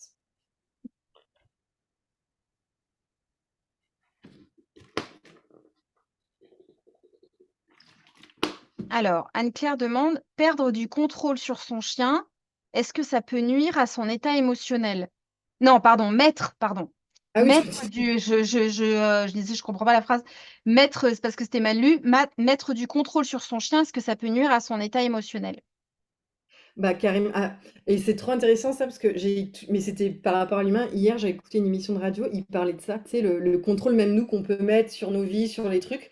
Et en fait, en quoi ça peut nuire à nos besoins et c'est pour ça que c'est à l'état émotionnel, en effet. Parce qu'on peut, à trop chercher de mettre de contrôle, en fait, tu vois, c'est stressant quand même parce que tu dois tout anticiper, etc. Alors, ça veut pas dire, regarde, quand tu as la longe, tu contrôles certaines choses. Oui, Enfin, tu vois, on va faire des demandes, donc c'est pas non plus en mode bah cool comme moi des fois on me sortait, ouais, tu demandes rien et tout. Non, on fixe un cadre, hein, rassurez-vous, on demande des choses. Il y a des choses qu'on interdit aux chiens, enfin, il n'y a pas de problème. Mais c'est juste, on va le faire différemment. Et l'excès de contrôle, oui, clairement, enfin, c'est mon avis, peut nuire parce qu'on empêche cette autonomie, on empêche cette réflexion, cette prise de décision, le temps d'observation qu'il a peut-être besoin lui. Enfin, tu vois, en fait, et même pour nous, en fait, on se met une pression, on est dans l'attente de quelque chose. Alors que de se lâcher un petit peu, en fait, je trouve que de prendre du recul, ben, on voit les choses différemment. Et en fait, c'est pour ça que c'est aussi une approche de la vie. Enfin, tu vois, c'est un peu con, hein, philosophie, mais en fait, ça permet de revoir les choses des fois différemment, en fait. Je trouve. Tu vois, quand tu disais prendre le temps, là, toi, qu'est-ce que ça t'a mis aussi en avant? T'as dit, oui, mais c'est vrai que les gens, et moi aussi, ça me l'a fait plein de fois. Tu sais, il y a le camion, il y a écrit éducateur, nanana, ah qu'est-ce qu'on ouais, va. ça le tue ça. Tu vois, t'as une pression, et en fait, on le Oui, fait sans le vouloir. oui, Des fois, alors là, c'est pas que la friandise, hein, c'est sur plein d'autres choses. oui, Et tu peux être en friandise et mettre beaucoup de pression à ton chien et rien à voir. oui, Mais tu vois, c'est vrai que c'est, encore une fois, c'est vraiment plus amener les gens à réfléchir et se poser des questions davantage, je trouve. C'est ça que ça oui. amène. Cathy, elle a répondu à est-ce qu'il va pas prendre le dessus? Donc, elle a peur qu'il commande et qu'il n'en fasse qu'à sa tête, pardon, et qu'il la domine. Donc voilà. Après, on peut revenir, ou peut-être tu veux expliquer sur l'histoire Ouais, de la dominance. Cathy, je pense qu'il y a un fond, il y a un fond d'information qui te manque. Alors là, peut-être que tu as un webinaire à lui conseiller aussi. Je vais parler pour ma paroisse juste pour ça. Je t'invite à regarder. J'ai une mini formation, ça dure 1 heure sur mon site. Ça s'appelle Avoir une bonne relation avec son chien, un titre un peu bateau comme ça. Et ça va tout expliquer. la dominance et tout ça, la communication canine, comment le chien il communique. Je pense que déjà, il faut que tu prennes la base parce que là, en fait, c'est pas parce que tu donnes plus de friandises à ton chien qu'il va te dominer. Il y a un amalgame, en fait. Donc, il y a des choses qu'il faut que tu reprennes à la base pour te tranquilliser et ne plus avoir peur.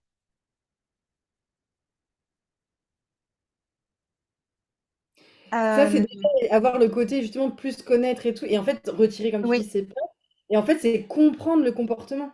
En fait, oui, pourquoi mon chien fait ça? Si je comprends les causes, j'agis en amont et je sais comment réagir. Et non, le chien, c'est pas un humain tordu qui veut prendre le dessus sur tout. C'est nous, nos interprétations. Mais comme tu dis, c'est pour ça que regarder ton webinaire avec où tu parles de dominance, c'est ultra important pour oui. déconstruire des idées reçues. Parce que ça n'a pas de lien. En plus, en fait, ça, c'est une croyance en fait qui est limitante pour le coup. Alors, Laurence, elle dit oui, mais alors du coup, il faut qu'elle travaille le arrête de bouffer tous les mulots au lieu du rappel, en fait. Du coup, par exemple, une personne qui vient de voir avec un chien qui a un gros instinct de prédation, où là, du coup, tu vas essayer de sortir un peu l'arsenal des gourmandises pour lui donner envie de revenir par rapport à sa motivation initiale. Comment tu sais quoi, c'est longe du coup, directement Alors, longe. Est-ce que déjà, les premières voilà, questions, c'est juste ramener la personne à qui est son chien. Et si elle a pris aussi un chien de chasse, c'est aussi, en fait, des fois, c'est aussi ce travail-là, c'est accepte qui est ton chien. Parce qu'il y a aussi ce côté, je veux que mon chien fasse ça, ça, ça.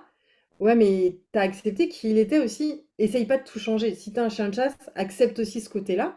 oui, Après, peut-être tu vas ajuster, mais aussi peut-être laisse-lui assouvir un certain besoin où tu vas lui permettre à des moments et à d'autres, bah, tu as la longe comme tu dis. Tu vas pouvoir lui demander de laisser ou en t'éloignant, mais comme tu comptes déjà un besoin où tu peux le laisser à des moments, n'aie pas peur de laisser à des moments pour que ça, oui, ça, évidemment qu'il va chercher ça, mais déjà tu combles un besoin, c'est moins frustrant. Et après longe, et après, bah, change d'environnement aussi. Si tu sais que pour lui, les champs, là, il y a énormément de bulot, bah, varie, prends la voiture des fois, va aussi, fais l'effort de changer d'environnement où il y a moins de tentation. Tu vois, c'est aussi en fait s'adapter à son chien. Ne pas chercher à ce que lui s'adapte tout le temps à nous. Et il y a ce côté-là. Et quand on a un chien de chasse, t'as pris un chien de chasse, donc aussi accepte un certain côté en fait. Et c'est là que ça travaille le lâcher prise. En fait, faut pas chercher à trop contrôler son chien si tu n'acceptes pas qui il est. C'est comme quand tu es en couple. Il y a un moment, accepte aussi qui il est.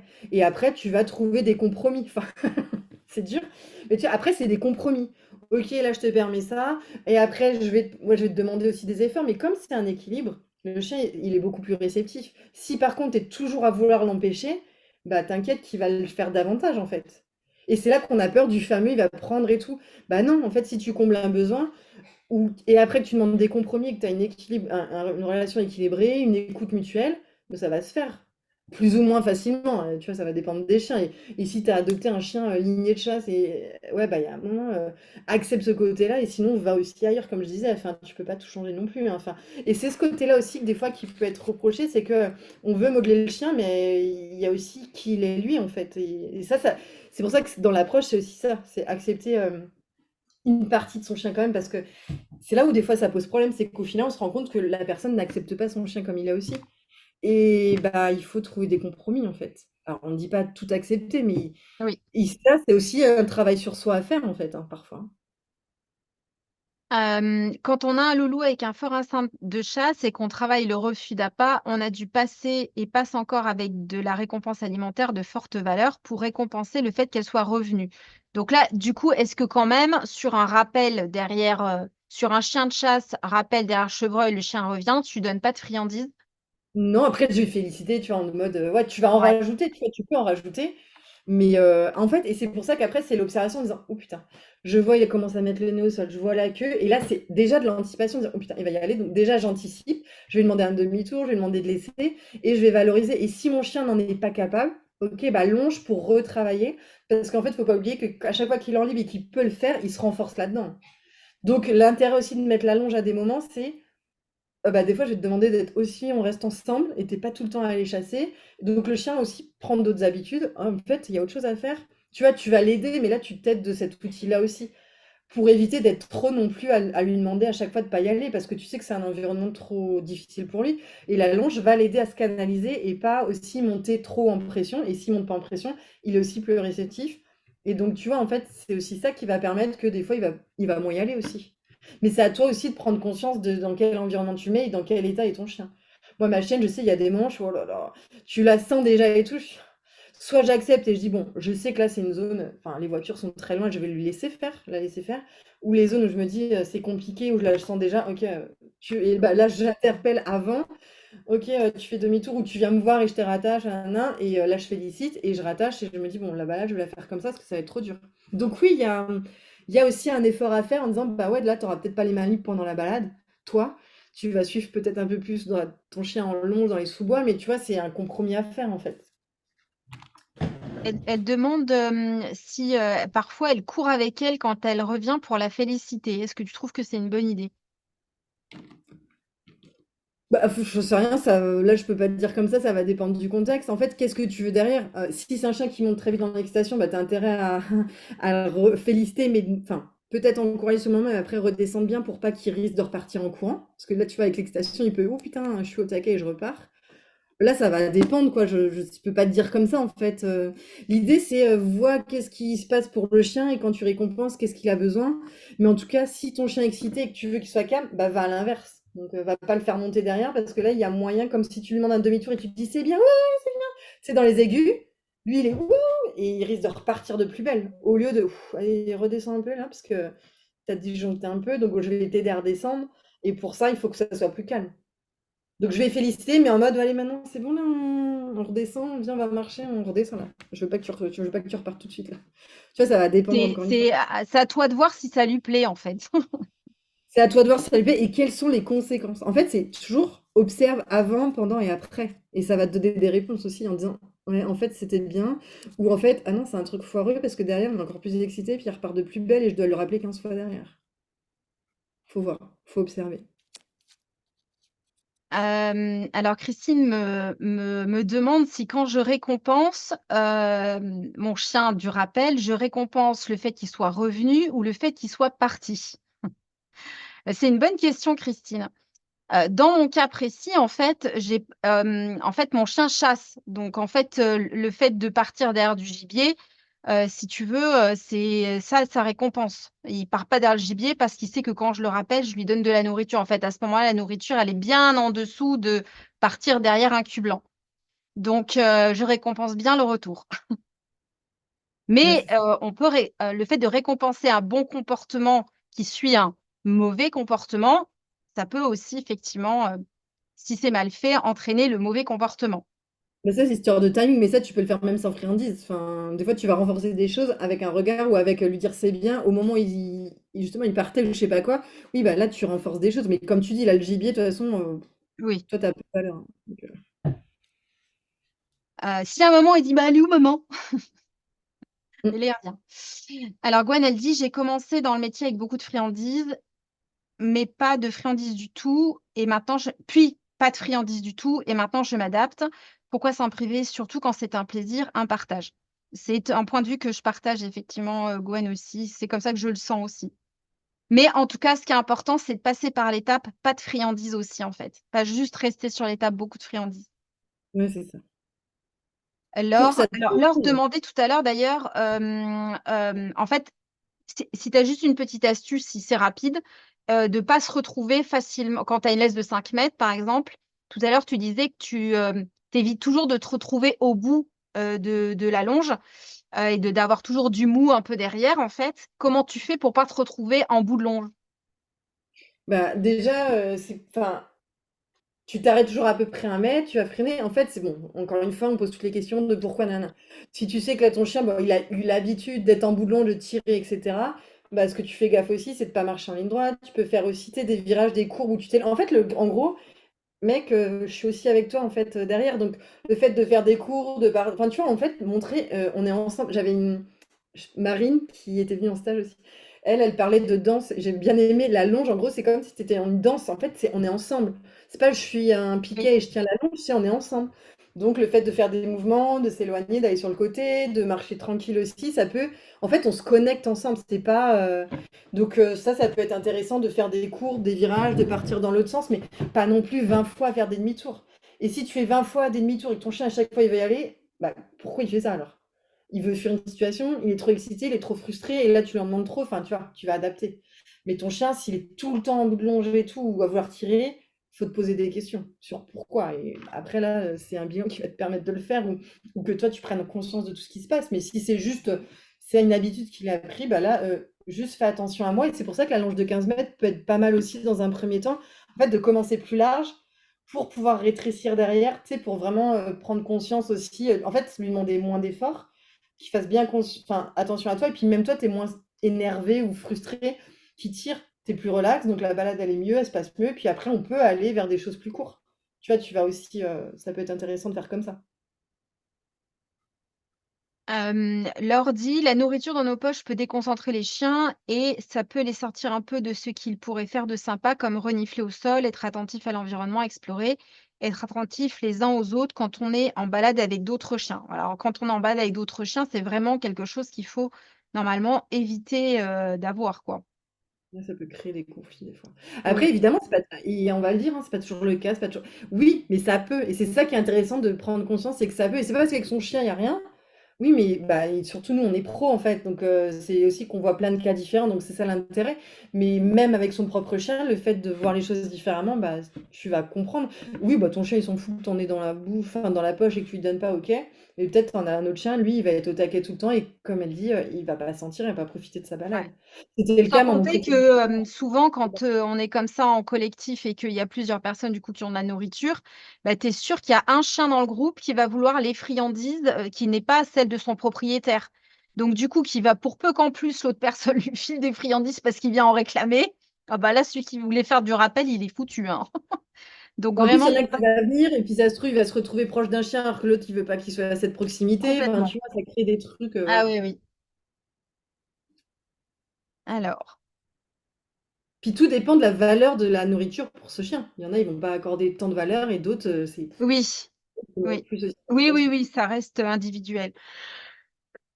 Laurence, donc il y a quand même des moments où la nourriture permet de faire des associations positives pour changer l'émotion du chien dans une situation précise? Non, point d'interrogation. Est-ce que effectivement, on utilise les friandises aussi pour modifier une association que le chien faisait, qui était jusqu'à présent négative? Est-ce que du coup, là, même dans ce cas-là, si tu veux modifier une association, comment tu vas t'y prendre sans nourriture? Bah, là, il y avait écrit enfin, modifier une émotion, déjà, en fait, c'est se dire: «Non, on la modifie pas l'émotion». C'est que, en fait, sur le coup, l'émotion, elle est là. Après, peut-être, il y a une autre émotion qui arrive, mais l'idée, c'est justement de se dire: «Je veux que mon chien, là, l'association positive, elle va pas être ciblée sur forcément une personne. Enfin, ok, il est pas à l'aise avec les personnes, bah, rien que de l'emmener en balade, la personne, elle est là au loin ou elle marche avec nous, bah, c'est une association positive au final. On n'a pas eu besoin de se servir de la nourriture. Il va dans un cadre où il est bien, il a l'espace et la personne ne l'envahit pas, cherche pas à aller vers lui, elle est neutre, enfin tu vois, elle cherche pas à le caresser. Lui, il peut venir la sentir sans qu'il y ait de contact, sans qu'il la regarde, sans qu'il cherche à lui donner quelque chose. Bah, c'est une association positive au final. Parce que c'est l'humain, Ou il est tout du associé moins neutre. neutre ou voilà, neutre ou des fois ça peut être positif dans le sens si au fur et à mesure que la personne vient, il y en a d'ailleurs, il y a des chiens qui peuvent dire tiens, à chaque fois que je le vois lui, il se passe ça, et au final des fois Ah ça oui, crée une oui, il se passe un truc sympa, ou il est dans un environnement qu'il aime bah, bien. comme nous, tu sais, en Oui, tant que pro, le chien au début nous voit, il fait putain c'est qui nana. À force, tiens, à oui, chaque fois que je suis avec elle, il se passe ça, sans que je cherche à faire quoi que ce soit avec lui, bah, il y a une association positive. Et oui. sinon, comme tu dis, des fois neutre.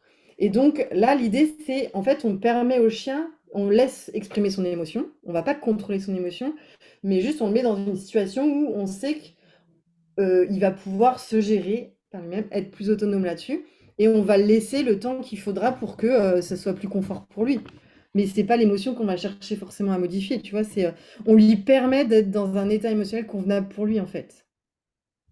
Et c'est pour ça qu'il n'y a pas d'émotion agréable, désagréable au final quand on arrive. Moi, je le disais souvent, émotion négative, positive. Et à force d'écouter différentes personnes aussi, bah, il y a aussi Véronique, c'était intéressant. Elle avait fait un webinaire, je crois, avec toi aussi, de Oui, Yes Home. C'était oui. super intéressant. Et mais tu vois, de le côté, bah, il y a l'émotion et en fait, c'est juste que on va peut-être aider le chien à pouvoir faire face à ce qui se passe autour de cette émotion ou à se contrôler, enfin, tu vois? Mais l'émotion en elle-même, elle est là et là aussi, ce que j'ai bien aimé, le fait de me passer de friandises, c'est qu'on laisse le chien communiquer. On va pas chercher à empêcher, ouais, peut-être qu'il aboie. Oui, il aboie et alors? Mais on va regarder dans quel état il peut se mettre et jusqu'à où on va le laisser ou pas. Mais on va pas chercher forcément à empêcher qu'il puisse se «déclencher» entre guillemets. parce que peut-être qu'il a besoin d'exprimer des choses et après, on va voir comment il redescend. Est-ce qu'il est capable de redescendre facilement ou non, il met des plombs, bah, c'est peut-être que là, il est dans une zone qui lui convient pas, en fait. Alors que s'il se gère et qu'il arrive à redescendre, OK, il s'est énervé, mais 2 secondes après, il redescend, bah, il se gère, en fait. Et c'est ce qui compte. En fait, c'est ça le plus important, hein. Le Oui, plus dangereux ou le plus risqué ou le plus néfaste, c'est un chien qui se contrôle pas ou comme un humain qui se contrôle pas, en fait. ouais, ouais, tu raison. Tu vois, c'est plus ce côté-là, en fait. Oui. Une question très intéressante de Raphaël, c'est comment tu fais si tu dois faire un troc? Alors quand un chien, par exemple, quoi, pourquoi Bah, alors? par C'est exemple, ton quoi? chien, admettons, il a quelque chose dans la gueule qui est potentiellement dangereux pour lui, un os de poulet cuit, enfin, je sais pas, un truc vraiment, tu sais que ça craint. Comment tu fais sans nourriture pour faire un troc? Alors là, en fait, ça veut dire que ça, on parle d'une urgence. Donc c'est pas Oui. un apprentissage. C'est comme moi, mon chien va failli se faire écraser. T'inquiète, je vais faire n'importe quoi. Je sais pas ce que je vais faire, mais je vais le gérer.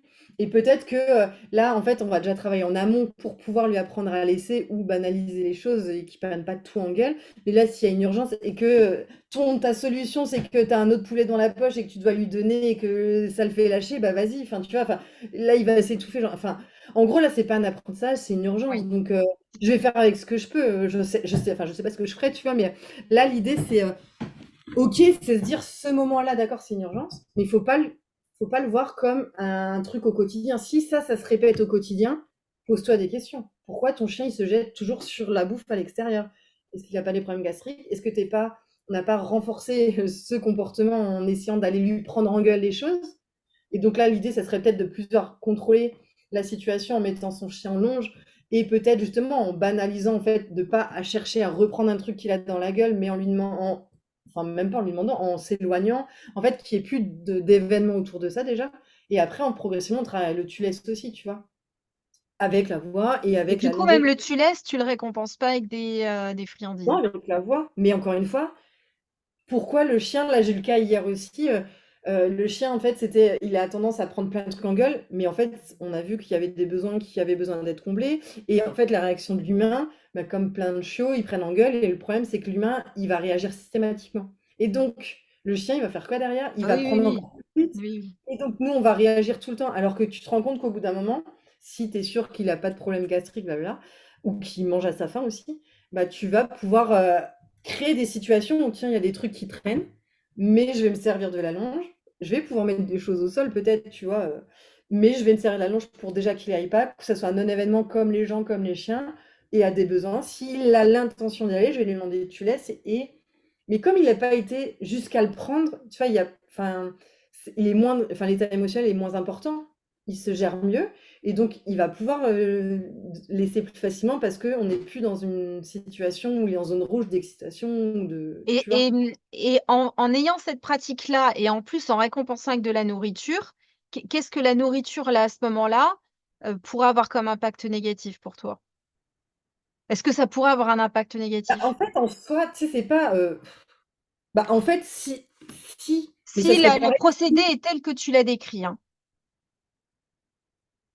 Bah, en fait, c'est que en fait, je vois pas l'intérêt de l'utiliser, c'est tout. Enfin, Bah, c'est de renforcer le fait qu'il laisse un truc que tu lui as demandé de laisser, quoi. ouais, mais bah, Même si s'il c'est le avec la fait, longe, tu lui as quand ouais, même mais demandé de regarde, laisser, quoi. s'il le fait et que bah là, tu sais où il en est aussi dans ce moment-là. Est-ce qu'il le laisse parce qu'il est en capacité de le gérer? Est-ce il fait face à cette situation? Si tu as la nourriture derrière, bah, en fait, ça reprend un peu ce que tu avais dit au début, hein. Est-ce que tu es sûr qu'il le laisse vraiment parce que il est en capacité de le laisser, parce que, tu vois, Si ça a tu moins dis de valeur? rien, si tu demandes rien. Et alors, attends, j'ai pas, et donc, si tu demandes rien et après Si tu tu donnes? demandes rien, tu bloques juste avec ta longe. Oui. Tu vois, alors qu'il n'a pas le truc en gueule, hein, vraiment à une distance. Il peut pas avancer, il fait le choix, donc de laisser le truc. Là, tu félicites et en plus de féliciter, tu vas récompenser avec de la nourriture pour vraiment, ouais, renforcer le Alors, comportement si j'ai demandé de le laisser ou déjà, si j'ai demandé tu laisses, par exemple, je vais plus féliciter en lui disant c'est bien, par exemple. Si j'ai pas eu à demander parce qu'en fait, de lui-même, il s'est géré, je vais rien dire, en fait. Parce qu'en fait, en fait, je veux créer un non-événement. Là, c'est un non-événement parce Ah ouais, tu vois, il arrive à lâcher la truc. Donc, en fait, j'ai pas besoin de plus renforcer. Si par contre, je dois plus renforcer, c'est-à-dire que ce truc-là, c'est toujours un événement. Pourquoi? ouais, ouais. Pourquoi C'est il vrai que la veut? nourriture, elle va transformer un truc en événement, ouais. Bah, ou comme si je le disais à la voix, hein. Si à chaque fois qu'il regarde le truc et je dis, il a détourné, je lui dis, C'est bien. Bah, en fait, même avec la voix, je suis en train encore de créer un événement, alors que Oui, moi, je m'en fous, je veux juste que oui, oui, ça, oui, oui. lâche l'affaire. C'est les humains, les chiens, Ouais. non-événement. Par contre, si je lui demandais de laisser et que j'ai observé que c'était OK et qu'il a, enfin voilà, bah, je dis c'est bien et que ça marche, c'est OK. Et si il le fait dans ce contexte-là, c'est qu'au niveau émotionnel et gestion bah, des autocontrôles, il est OK. S'il n'est pas en capacité de le faire et qu'il en a besoin de plus de choses, bah, ça veut dire que peut-être là, on lui demande, encore une fois, trop d'efforts d'un coup. Enfin, en fait, c'est ça les indications que ça peut te donner.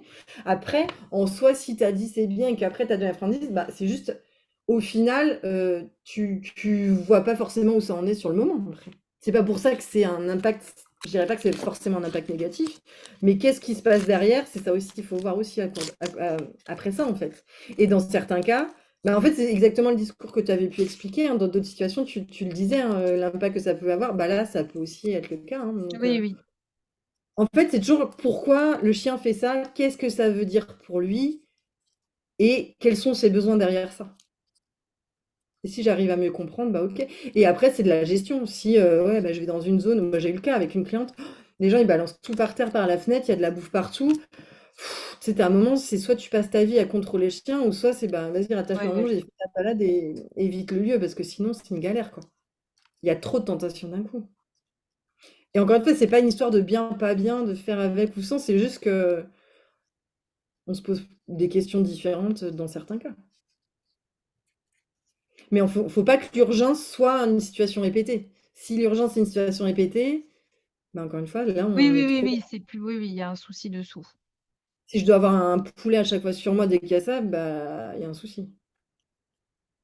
Alors, il y a encore plein de questions, mais il y a un moment, vous savez, hein, il faut que ça se finisse. Par contre, c'est pas fini complètement, hein, puisque, Romy, elle existe pour de vrai. Elle a un compte Instagram, elle a un site internet, elle a un compte Facebook. Je vous mettrai les liens, tout à l'heure, quand je validerai le live. Du coup, si les gens veulent te contacter, sont intéressés, par le fait d'aller plus loin, parce que, ben, là, voilà, on a parlé, hein, j'ai noté harnais, j'ai noté long, j'ai noté langage corporel, j'ai noté déplacement, j'ai noté paroles, mais pas trop, mais juste et pas toujours les mêmes et choisir l'environnement. Voilà, il y a des choses qui sont quand même ressorties de tout cet échange-là, mais ça reste, une approche pour le moment si vous voulez creuser, si vous voulez pousser plus loin, si le truc vous interpelle. Bah, rien que déjà de faire les webinaires, hein, moi j'ai commencé juste par le webinaire de Romy. Déjà, je l'ai trouvé, très, très intéressant, et complet en tout cas pour moi, ce que j'avais besoin de récupérer comme information. Et puis j'imagine que les gens peuvent tu fais du travail à distance? Tu prends des gens Alors, à distance? pour les problématiques qui ne nécessitent pas un présentiel, oui. Et Oui, sinon, je réoriente vers des confrères, consoeurs en fonction d'où ils habitent, autant que OK. possible, quoi. Comme stage, tu proposes quoi? Alors, il y a apprendre à lire le chien, c'est sur 2 jours, où on peut venir avec son Oui, chien ou sans chien, en observateur, où là, oui, on affine un peu tout ce qui est lecture, et cetera. Pour les professionnels, il y a tout ce qui les stages affiner la pratique sur 3 jours, où là, bah, on voit toute, cette façon de travailler et avec des vrais rendez-vous clients, avec des vrais chiens et en fait, on fait des séances individuelles et séances collectives et là, le OK, but, c'est aussi en petits groupes, c'est, entre 6 et 8 participants, maximum où chaque professionnel de tout horizon en fait vont pouvoir s'entraider dans un climat bienveillant évidemment et là c'est ça qui est intéressant aussi et évidemment je vais montrer l'approche avec la longe etc enfin voilà. Ça OK, sera toujours une même ligne directrice mais les échanges de chacun aussi sont intéressants et après il y a le stage man training donc là oui j'ai la nourriture à la fin qui est une association positive et puis un petit bonus comme mes humains ont des chouquettes bah, c'est pareil et là, c'est important pour moi, tu sais, tu disais la valeur, et là, j'aime bien. Enfin, tu vois, c'est con, mais là, j'aime bien. Euh, donc voilà, et là, c'est le stage man training, c'est sur 2 jours aussi. Et sinon, c'est des séances man training, mais il faut habiter OK. dans l'Oise. Et c'est les stages, c'est en Normandie? Non, c'est dans l'Oise, Chantilly, au nord de Paris. Ah Moi, je d'accord, suis à Chantilly. Mais des d'accord, fois, je vais en Normandie, hein, mais ça, c'est très, d'accord. très ponctuel. Mais moi, j'habite au nord de Paris, à Chantilly. OK. Et les webinaires, ça, les gens peuvent les prendre comme ça directement sur ton site? Oui, Tu tout en est as sur des mon site internet. préenregistrés? Ouais, il y Ouais. a 12 webinaires sur différents thèmes Et il y a un e-book aussi, Mon chien parle, pour affiner un petit peu le langage canin. C'est pas un livre non plus de 300 pages, hein, mais c'est 50 Ah oui, pages pour l'e-book. pouvoir un Oui, petit peu approfondir de manière d'accord. le langage Donc ça, canin. tu as téléchargé aussi sur ton site. Ouais, tout est pris. Il y a un onglet boutique, tu vois, il y a e-book, Ok, webinaire, et là on peut prendre dessus direct. ok. Du coup, tu abordes en partie, en tout cas, ce qu'on a évoqué là pendant l'année. Ok. Je te remercie beaucoup. Je vais juste terminer moi par une question que je voulais te poser depuis tout à l'heure et puis je l'ai perdue entre-temps. Est-ce que du coup, tu fais des soins coopératifs sans nourriture? Alors en fait, oui, ça revient souvent cette question. Oui, En fait, en soi, au quotidien, c'est pour ça que je disais après les problématiques très particulières ou de refuge et tout, je sais que c'est différent, enfin, tu vois, ça va être plus ouais, compliqué. Donc je veux ouais, pas aller sur le sujet, parce que voilà, j'ai mes limites là-dessus. oui, Mais sinon, en fait, même pour mes clients, bah, je leur montre comment faire étape par étape. Encore une fois, pas en situation d'urgence, mais en amont, et en fait, tu fais la même chose, hein. Tu as ta compresse, tu as le truc, et tu vas vraiment permettre au chien de pouvoir tolérer davantage, mais tu travailles énormément sur la relation de confiance, laisser le choix au chien. Et en fait, c'est vrai que ça peut demander pas mal de temps aussi, que tu vas étape par d'accord, étape. Mais voilà, après, les seules fois où des fois je peux m'aider de nourriture, mais c'est pas dans le cadre d'apprentissage, c'est plus, je mets le chien dans un contexte où il est déjà en train de s'occuper avec un tapis de léchage, ou en fait s'apaiser pour ensuite pouvoir lui demander des choses si besoin, tu vois, pour, j'en sais rien, j'ai besoin de lui, enfin, pour qu'il soit plus calme en fait. C'est plus l'aider, enfin le mettre en condition avant de pouvoir d'accord, faire des choses. Mais c'est pas, d'accord. tu fais ça, t'as ça, c'est, tu vois, mais je l'utilise, en fait, je vais récompenser pareil avec la voix. Ok, Mais là où la difficulté, c'est oui, mais des fois on me dit: «Ouais, mais je fais comment là?» Oui, bah là, il a une grosse urgence et il a un gros truc. Bah pareil, c'est de l'urgence, mais si tu veux le travailler en amont, tu le fais progressivement, et voilà, j'ai pas de souci là-dessus. Après, peut-être que j'aurais mes limites avec des gros cas particuliers, je sais pas, enfin, j'ai pas été confrontée à ça par rapport à ça. ok. Mais je sais qu'il y a moi, à Animotopia où j'interviens, il y a Capucine, une collègue qui propose du medical training, et elle aborde ça avec justement la nourriture et tout, donc voilà, moi j'ai jamais eu le cas à un point où je me dis j'ai besoin de ça.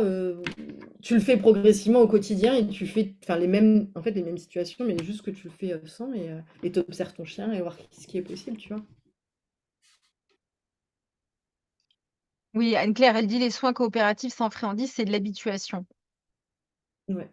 Oui, Mais tu commences tôt, mais c'est vrai que ça demande du temps et de la patience. oui, oui, et ça, oui, je pense que ça va être surtout le temps que ça va prendre. Puis après, peut-être pour certains soins, peut-être plus euh, Invasif ou des non, trucs pour le comme ça. chien, confortable ou à voir. Mais ça, à la limite, Euh, il faudrait discuter avec des gens enfin, qui ont l'approche, et qui ont déjà fait des stages. Enfin, moi, Medical Training, je ne l'ai pas encore fait, ou je l'ai fait peut-être à l'époque, je ne me rappelle plus trop. Ça serait intéressant de voir, de comparer, de discuter et de voir ce oui, qu'il en est, en fait. oui, Et après, encore une fois, c'est pour savoir, bah, tester, en fait. J'ai envie oui, de dire, tester, puis vous verrez ouais, bien, en fait. ouais. Bah, surtout que là, oui, du coup, vu qu'il n'y a pas de friandises, il n'y a même pas à apprendre à la donner, quoi. Mm, mm. Euh, Ok, merci à tous d'avoir été là. Merci beaucoup, Romy, pour ton partage généreux. C'était super intéressant.